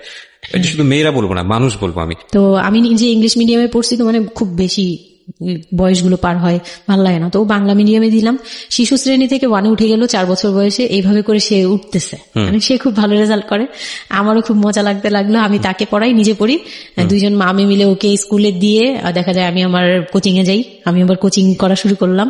তো সেও খুব মজা পেত যে তোমার ব্যাগ আর আমার ব্যাগ, মানে ওয়েট করতো। খুব মজার একটা সময় ছিল যে দুইজনের টিফিন নিয়ে যাচ্ছি। তো আমরা খুব মজা করে এরকম ক্লাস করতাম। ওর বাবার মাঝখানে একটু জেলাসি হলো, মানে মাঝে মাঝে খুব জেলাসি করতো। তো এইগুলো নিয়ে একটা পর্যায়ে যে বিয়ের প্রায় 6 বছর বা 7 বছর কালে তার বাবা এমন ভাবে একটা লোন করলো, 8 লাখ টাকার একটা লোন করলো। আমি এটা বুঝতে পারিনি, আমি তখন মাত্র এসএসসি পাস। রিপন? হ্যাঁ। 8 লাখ টাকার লোন? 8 লাখ টাকার লোন ব্র্যাক ব্যাংক থেকে। 8 লাখ টাকার একটা লোন করলো। আমি তখন জুয়া খেলে একদম কঠিন, তখন সে চরম পর্যায়ে চলে গেছে। বুঝে গেছে যা হওয়ার। বলেন তারপরে? পরে গিয়ে সে কি হলো কি, 8 লাখ টাকার একটা লোন নিবে, এটার জন্য বোর্ড সিগনেচার নাকি লাগে, আমি এটা জানতাম না। বউয়ের সিগনেচার লাগে? হ্যাঁ, বউয়ের সিগনেচার লাগে, মানে গ্রান্টর হিসেবে একটা বিজনেসম্যান, বড় বিজনেসম্যান আর একটা বউর, মানে বড় বিজনেসম্যান বা একটা দোকান বা একটা বাড়ি ইয়া লাগে। তো কেউ তো রেফারেন্স দিবে না তাকে। ওই এক দোকানদার ভাইয়া ছিল, বড় ভাই, মুরব্বি টাইপের, বড় ভাই বলতো উনি। ওই লোকটা দিছে সিগনেচার, আর আমার সিগনেচার না তো কোনো ব্যাপারই না, কারণ আমাকে যা দিবে আমি তাই, আমার কি বা আছে আর আমার কাছে কি বা লিখে নিবে, নাও একটা সিগনেচার দাও, তোমার কিছু হবে না, এটা জাস্ট একটা ফর্মালিটি, এভাবে বলছে। আমি সিগনেচার করে দিয়েছি। সেদিন তো আমাকে সে কি জানি খাওয়ালো, মানে আমাকে খুব ভুলায় ভালায় সিগনেচার নিয়েছে। তারপরে থেকে শুরু হয়েছে আমার মানে লাইফের মানে আমি কত বড় ভুলটা করছি। তারপর থেকে সে নাই একবারে নাই। মানে সে বাসা ভাড়া নিয়েছিলাম এর মাঝখানে, এটা বলতে ভুলে গেছি যে আমার দেবর ননদের বিয়ে হওয়ার পরে ওই বাড়িটাতে, মানে ননদের বিয়ের জন্য ওই বাড়িতে হচ্ছিল না। পরে আমরা বাসা শিফট করে, মানে ওই বাসা ভাড়া দিয়ে অন্য একটা বাসায় ভাড়া গেছি, ফ্ল্যাট নিয়ে ভাড়া যাওয়ার পরে ওই ননদের বিয়ে হওয়ার পরে তারপরে আবার যার যার মতো আলাদা আলাদা রুম নিয়ে থাকা, মানে বাসা নিয়ে থাকা। তো আমাকে যে ফ্ল্যাটটা নিয়ে দিয়েছিল 1 রুমের ছোট্ট একটা ফ্ল্যাট, হ্যাঁ, ওই ফ্ল্যাটে ছিলাম। তো ওইখানে আমার এই যে সিগনেচারটা করায়, মানে ভাই বোন থেকে আলাদা হওয়ার পরে সে তার ভাই বোনকেও ভয় পেত এইসব ব্যাপারে। আচ্ছা। তো আমাকে তারা হাইড করছে যে সে জুয়া খেলে, যে এটা আমাকে বলেনি। তো আমি একদিন টের পাইছি কিভাবে, যে ঈদের দিন, মানে লাস্ট ঈদ, ওনার সাথে আমার লাস্ট, মানে লোনটা নেওয়ার আগ পর্যন্ত আপনি জানতেন না যে সে জুয়া খেলে? না, তখনও বুঝি নাই। তার আগে কিন্তু আমি এটা ধরছিও, কিন্তু ধরেও বুঝতে পারিনি। 8 লাখ টাকার যে ঘটনাটা, এটা থেকেই শুরু। মানে সে হচ্ছে এই 8 লাখ টাকার লোন নিয়ে চলে গেছে, 2 মাস 3 মাস একদম মানে টোটালি নাম্বার বন্ধ, সব বন্ধ। তারপরে ওই পরের মাস থেকে তো লোনের যে একটা ইয়ে থাকে, ইন্টারেস্ট সহ, যে ওইগুলোর জন্য তারা বাসায় পর্যন্ত চলে আসছে। এসে আমাকে অপমান করতেছে যে আপনি সহ জানেন, আপনি না জানলে এটা সম্ভবই না, আপনি জানেন, নয়তো আপনি সিগনেচার দিলেন কিভাবে, সিগনেচার কি না জেনে দিয়েছেন। তখন আমি কান্নাকাটি করে বলছি যে আমি আসলে এই বিষয়টা বুঝিনি। তো ওনাদেরকে বলার পরে ওনারা বুঝছে যে আসলে ঘটনাটা এরকমই। তো প্রায় 6-7 মাস যাওয়ার পরে দেখি উনি আর আসেই না। তারপর আমি বাসা চেঞ্জ করে আমার বোনের সাথে বাসা নিলাম, রুম নিলাম। একটা রুম নিয়ে মেয়েকে নিয়ে খুব কষ্ট করে থাকি। আমি একটা জব নিলাম ভালো একটা কোম্পানিতে। তখন আমি এসএসসি পাস, তো এসএসসি পাশের সার্টিফিকেট নিয়ে একমাত্র মার্কেটিং সেলস জব হয়, এছাড়া কিন্তু আর কোথাও ভালো জব হয় না। আমি খোঁজ খবর নিয়ে দেখলাম যে না, মার্কেটিং এর সেলসে যেহেতু জব আছে, তো ইউনিলিভারের খুব ভালো একটা পজিশনে জব নিলাম, সেলসে জব নিলাম। পরে মোটামুটি 10-12 হাজার টাকার মতো স্যালারি ছিল, ওটা দিয়ে চলতাম। মেয়েকে নিয়ে বাড়ি ভাড়া দিতাম 4-4.5 হাজার। না, আমি যখন তারপর হুট করে একদিন আসছে, এসে তারপর দেখি ঘরে বসে থাকে, সারাক্ষণ ঘরে বসে থাকে। ব্যাংকের লোক আসবে শুনলেই বের হয়ে যায়, আর বের হয়ে আবার 2-3 দিন থাকে না, আবার আসে। মানে একটা কেমন খেলা, লুকোচুরি জীবন। বিজনেস শেষ, বিজনেস টিজনেস কিচ্ছু না। উনি থাকে, আমি রান্না করলে উনি খেয়ে চলে যায়। আর উনি যে খায়, মানে তখন জিজ্ঞেসও করে না যে মেয়ে খাইছে বা তুমি খাইছো কিনা, কিচ্ছু না। কেমন জানি মানে একটা মানে পশু টাইপের হয়ে গেছিল, মানে বলতে গেলে গরু ছাগল যেরকম থাকে ওরকম। সে আসে যায়, ব্যাস এই পর্যন্তই। তো সে একটা টিভি কিনছিল আমার বিয়ের পরের থেকে, সে কোনো কিছু কিনে নাই, একটা টিভি কিনছিল। লাস্ট মানে যে ছোট লোকি পানাটা করছে সে, যেদিন আমার সাথে, আমি তো তার সাথে ঝগড়াও যেতাম না, তর্কেও যেতাম না, কোনো ধরনের ইয়েতেই যেতাম না। মানে ওই লোকটা এরপরে যে লাস্ট কাজটা করলো, যেটার উপর থেকে মানে পুরোপুরি মন থেকে উঠে গেল, যে একটা টিভি ছাড়া তার ঘরে কোনো কিছু কেনা ছিল না, সব আমার করা। মানে আমার গহনা গাটি বলেন, যাই বলেন ছিল, যাই ছিল টুকিটাকি সব আমার নিজের করা। শুধু ওই টিভিটা সে কিনছিল নিজের টাকায়। সে যাওয়ার সময় মানে একদিন চিল্লাচিল্লি করলাম, মানে আমি আর সহ্য করতে পারছিলাম না, যে প্রত্যেক রাতে আসি, আমি ডাল ভাত যাই রান্না করি, অনেক সময় দেখা যায় ডালও নেই, চাল আছে শুধু, একটা ডিম নিয়ে আসছি, ভাজছি, ভেজে নিয়ে সামনে বসছি, সে খেয়ে উঠে গেল, মানে আমি আর আমার মেয়ে না খাওয়া। বাচ্চাটার জন্য সে মানে এরকম টাইপের, মানে নেশাখোররাও এর চেয়ে ভালো। আমার মনে হয় যে একটা এডিক্ট হলেও সেও চিন্তা করবে যে আমার বাচ্চাটা খাইছে, তো কিন্তু তার মধ্যে এই ফিলটা নাই। তো আমার একদম বিরক্ত হয়ে গেলাম এক পর্যায়ে। তারপর আমি বললাম যে আপনি আর কত এরকম করবেন, আপনি এরকম কেন শুরু করছেন, আপনি কি চান আসলে, আমাদের কাছে কি চান? তারপর সে বলতেছে যে আমার বোন আসছে, আমার বোনকে বলতেছে যে আমি নষ্ট হয়ে গেছি, আমি কি করে টাকা আনি, হ্যান ত্যান। বুঝতে পেরেছি, শেষ সম্বল আর কি, যা বলার আর কি। হ্যাঁ, পরে আমি তো আর আমার বোনও খেপছে, আমার বোন জামাইও খুব রাগা, হ্যাঁ আপনারা আসলে ওরে ইয়া করতেছেন, লাই দিচ্ছেন, এই সেই উল্টাপাল্টা কথা বলে টোলে সে চলে গেল। চলে যাওয়ার সময় সে টিভিটা হাতে করে নিয়ে গেছে, বিক্রি করে দিবে। হ্যাঁ, আমি আমার জিনিস নিয়ে গেলাম, আমি যা যা নিয়েছি সেগুলো নিয়ে গেছি। তো আমি সবচেয়ে মানে খারাপ লাগছে জিনিসটা, যে এতটা ছোট লোকের সাথে আমি ছিলাম এতটা বছর। তখন আমার মনে হয়েছে যে এরকম একটা ছোট মনের মানুষের সাথে আমি এত বছর ছিলাম, এটা বলতে লজ্জা হয়। এই যে গেছে সেই লোকটা আর আসে নাই। তো আমার মামা যেটা বললো যে তোমাদের আসলে এইভাবে ঝুলে থাকলে, তখন তো 2 বছরের মতো প্রায় আমরা সেপারেটেড, মানে আলাদা থাকি। সে চলে গেছে 2 বছরের মতো হয়ে গেছে। তো বলতেছে 2 বছর পর এসে এই যে আজকে বললো এই কথা, আবার যে 1 বছর পর এসে আরেকটা ঝামেলা করবে না এমন কোনো কথা নাই। আর আমার মামা তখন আমাকে বলতেছিল তোমাকে আমরা একটা বিয়ে দিব, তোমার এখনো ওই বয়স আছে এই সেই। আমি তো তখন একবারই না আমি বিয়েটি আর করতেই পারবো না, আমার মেয়ে আমি বড় করবো, এটাই আমার টার্গেট। তো তারা বলতেছে আচ্ছা ঠিক আছে, বিয়ে করো বা না করো, তোমার এইটার একটা সাইড করা দরকার। তুমি নিজ থেকে ওর কাছ থেকে এমনিতেও কিছু পাবা না, উনিতেও কিছু পাবা না, তুমি নিজ থেকে একটা ডিসিশনে চলে ওর কাছ থেকে ডিটাচ হওয়া আগে, যাতে ওর তোমার উপর কোনো দায়িত্ব না থাকে, অধিকার না থাকে। তখন গিয়ে মানে যে গার্জিয়ানরা বিয়ে দিয়েছিল তারাই একসাথে বসে আমাকে ডিভোর্সের করে দেয়। হ্যাঁ, ওকে। তো ডিভোর্স করার পর you feel bad for this, like আপনি ডিভোর্স দিয়ে দিচ্ছেন, ও মানুষটার প্রতি কোনো মায়া বা না, বিন্দু মাত্র না। আমার কেন জানি এটা ফিল হয়নি, আমি নিজেও জানি না। সবাই বলে ডিভোর্সের সময়টা নাকি খুব, কিন্তু আমার কাছে মনে হচ্ছিল যে না, এটা একটা ভালো সমাধান। আমার তখন মনে হয় যে আরো আগেই বের হয়ে আসা হচ্ছিল।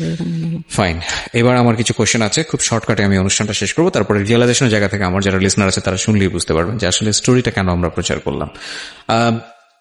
আপনি তো এখন কোনো না কোনো জব করছেন, আপনার সন্তানের খরচ ভরণ পোষণ আপনিই দেন, এবং আমি জানি যে আপনার একটা স্বপ্ন আছে নিশ্চয়ই, এবং আপনি কোনোভাবেই চাইবেন না যে আপনার মেয়ে, আপনি যে অবস্থাটা ফেস করছেন সেটা আপনার মেয়ে ফেস করুক। এবং আমার কেন জানি মনে হচ্ছে যে আপনাদের গল্পটা শুনে যে আপনার মেয়ে আপনার খুব ভালো একজন বন্ধু, সবকিছু মিলিয়ে। ওকে, সো একটা কথা, সৃষ্টিকর্তা কখনোই কোনো মানুষকে কমপ্লিটলি আনহ্যাপি করে না, কমপ্লিটলি হ্যাপি করে না। হ্যাঁ, আপনার এই কষ্টময় জীবনের মধ্যেও আপনাকে আল্লাহ একটা বেস্ট গিফট দিয়ে দিয়েছেন, সেটা হচ্ছে আপনার সন্তান। কিন্তু আমরা যদি একটু অন্যভাবে দেখি গল্পটাকে, যে ঘটনাটা ওর জীবনে ঘটে গেছে, প্রতিনিয়ত ঘটে গেছে, আপনি এই সমাজের জায়গা থেকে যদি আবার চিন্তা করেন, ওর লাইফটা কিন্তু একটা স্পটলেস লাইফ না। ও যখন সেকেন্ড একটা সম্পর্কে যাবে, সেই সম্পর্কটা একটা স্বাভাবিক সম্পর্কের জায়গা থেকেও চিন্তা করতে পারবে না। এবং ওকে যখন একটা মানুষ নিজের জীবনে নিতে যাবে সম্পর্কের বাইরে এসে, তখন একটা জিনিস চিন্তা করবে যে ওর একটা পাস্ট লাইফ আছে, ওর একটা মেয়ে আছে, মেয়ের বয়স কত বছর চলছে? 12 বছর চলছে। এবং ওর বয়স যেখানে, আপনার কত? 21? আমার হচ্ছে 27। সো ওর প্রায় ওর বয়সের অর্ধেক বয়সের 2-3 বছর কম হবে। যাই হোক, তো এই যে ব্যাপারটা, এগুলো খুব ভালো চোখে দেখে না, দেখবে না, খুব স্বাভাবিক। হয়তো কোনো ব্যক্তি মানুষ দেখলেও দেখতে পারে, কিন্তু যখন পরিবারের জায়গা থেকে আসবে এই সম্বন্ধটা, তখন কোনোভাবেই পরিবারের অন্য লোকজন এটাকে কোয়েশ্চেনেবল, মানে কোয়েশ্চেনের জায়গা থেকে এটা ছাড় দেবে না। তাহলে দেখুন, ওর জীবনের বিগার লস, কিংবা ওর জীবনের যে একটা ভয়ানক রকমের একটা ক্ষতি, পুরো জীবনের মোড়টাকে অন্যদিকে ঘুরিয়ে দেওয়া। যদি একটা নিউট্রাল জায়গা থেকে আমরা চিন্তা করি, একটা মেয়ে তার জীবনটা আসলে কেমন হওয়া উচিত ছিল, সেই জায়গাটা থেকে, তাহলে ওর জীবনটা কোথায় গিয়ে দাঁড়িয়েছে। এবং যদি এভাবেই জীবনটা চলে যায়, তাহলে ওর যে মেয়েটা বড় হচ্ছে, সে মেয়েটা বড় হয়ে একসময় নতুন একটা সংসারে চলে যাবে। যেহেতু সে ছেলে না, সুতরাং তার মার প্রতি দায়িত্বের ব্যাপারটা হয়তো অন্যরকম ভাবে তাকে পালন করতে হবে, সেখানে গিয়ে সে থাকতে পারবে না। তাহলে এই মেয়েটা একসময় বড় হতে হতে হতে হতে হতে এমন একটা জীবনে আসবে, যখন বার্ধক্য চলে আসবে, যখন আশেপাশে কেউ থাকার মতো থাকবে না, তখন এই মেয়েটার জীবনটা, মানে সারাটা জীবনের জন্য তাকে একটা অদৃশ্য জেলে পুরে দেয়া হয়েছে। পরিবার তাকে যে বিয়েটা দিয়েছিল অল্প বয়সে, সেটা পারিবারিক এক ধরনের সিদ্ধান্তের জায়গাটা থেকে সবাই মনে করেছিল এতে মঙ্গল হবে, কিন্তু আলটিমেটলি মঙ্গল তো হয়নি। উল্টো যেটা হয়েছে, সেটা যদি জানতো আগে থেকে, তাহলে কেউ এই মঙ্গলটা করতে চাইতো না। কিন্তু এগুলো কিন্তু একেবারে আমাদের প্রত্যেকটা জায়গা থেকে আমরা কিন্তু সবাই বুঝি যে বয়সের ডিফারেন্স থাকলে কি হতে পারে। ভাই, এটা তো হিন্দি সিরিয়াল না। এখানে একটা অসম বয়সী একটা মেয়ে বা ছেলের বিয়ে হলো, তারপরে দেখা গেল যে স্বাভাবিকভাবে তাদের মধ্যে যেটা হওয়ার কথা সেটা হচ্ছে না, অন্য কিছু হচ্ছে। এই বিষয়গুলো তো আসলে এরকম না। জীবনটা তো আসলে এই ধরনের ড্রামা মেইনটেইন করে না, এটা নাটকের চেয়ে অনেক বেশি নাটকীয়। সুতরাং যারা এই ধরনের কাজ করেন বা কাজ করতে উৎসাহ দেন, তাদেরকে আমরা রিকোয়েস্ট করব যে একটা জীবন ধ্বংস করার জন্য এইরকম অনৈতিক সিদ্ধান্ত যথেষ্ট। অতএব কোনো মেয়ের কিংবা ছেলের মেন্টাল ম্যাচুরিটি, শুধু ফিজিক্যাল ম্যাচুরিটি না, mental maturity which is very very important, মানসিকভাবে পরিপক্ক ফর দ্যাট পার্টিকুলার থিং, মানে ওই যে জিনিসটার জন্য আপনারা তাকে তৈরি করছেন, লাইক সে যদি সংসার করতে চায় বা কোনো কিছু করতে চায়, সেটার জন্য ওই মানুষটা যদি মানসিকভাবে পরিপক্ক না হয়, তাহলে কখনোই তাকে সেই জায়গাটায় ঠেলে দেওয়া উচিত না। এতে দিয়ে আপনি যদি মনে করেন, বিশেষ করে বাবারা অনেক সময় মনে করে, মারা অনেক সময় মনে করে মেয়ের বিয়ে হলে যাক হাফ ছেড়ে বাঁচলাম, এটা একটা ভয়ানক রকমের ভুল সিদ্ধান্ত। কারণ অপাত্রে যদি মেয়ের যা চায়, তাহলে হাফ ছেড়ে বাঁচার আসলে কোনো সুযোগ থাকে না। আমার মনে হয় এই লাইনটার সাথে বাংলাদেশের অনেক বাবা মাই পরিচিত। আজকে আমি অনেক কথা বলেছি, আমি আসলে যতটুকু বলেছি এটা অন্তর থেকে বলেছি, এবং নিজের জীবনের অভিজ্ঞতাকেও অনেক সময় এখানে ইনক্লুড করে দিয়েছি, সেটা হয়তো মেনশন করিনি। আমি সবার প্রতি ক্ষমা চেয়ে নিচ্ছি, কারণ আজকে অনেক বেশি ইন্টারাপ্ট করেছি। তবে আমি মনে প্রাণে চাই যে শামীমা আজকের এই জীবন গল্পটা এখানে বললেন, এই শামীমার মতো যারা আছেন তারা জীবনের সুখী হোক, ভালো থাকুক। আর আমি আপনাদেরকে এই কথাটা অনেকবার বলেছি, আজকে আবারও বলছি, যতদিন পর্যন্ত রেডিওতে সুযোগ আছে বলতেই থাকবো, দুটো জিনিস কখনো কম্প্রোমাইজ করবেন না। Never ever compromise this two thing. Number 1 is education. Number 2 is career. Never ever sacrifice your career and education. অনেক ভালো থাকুন।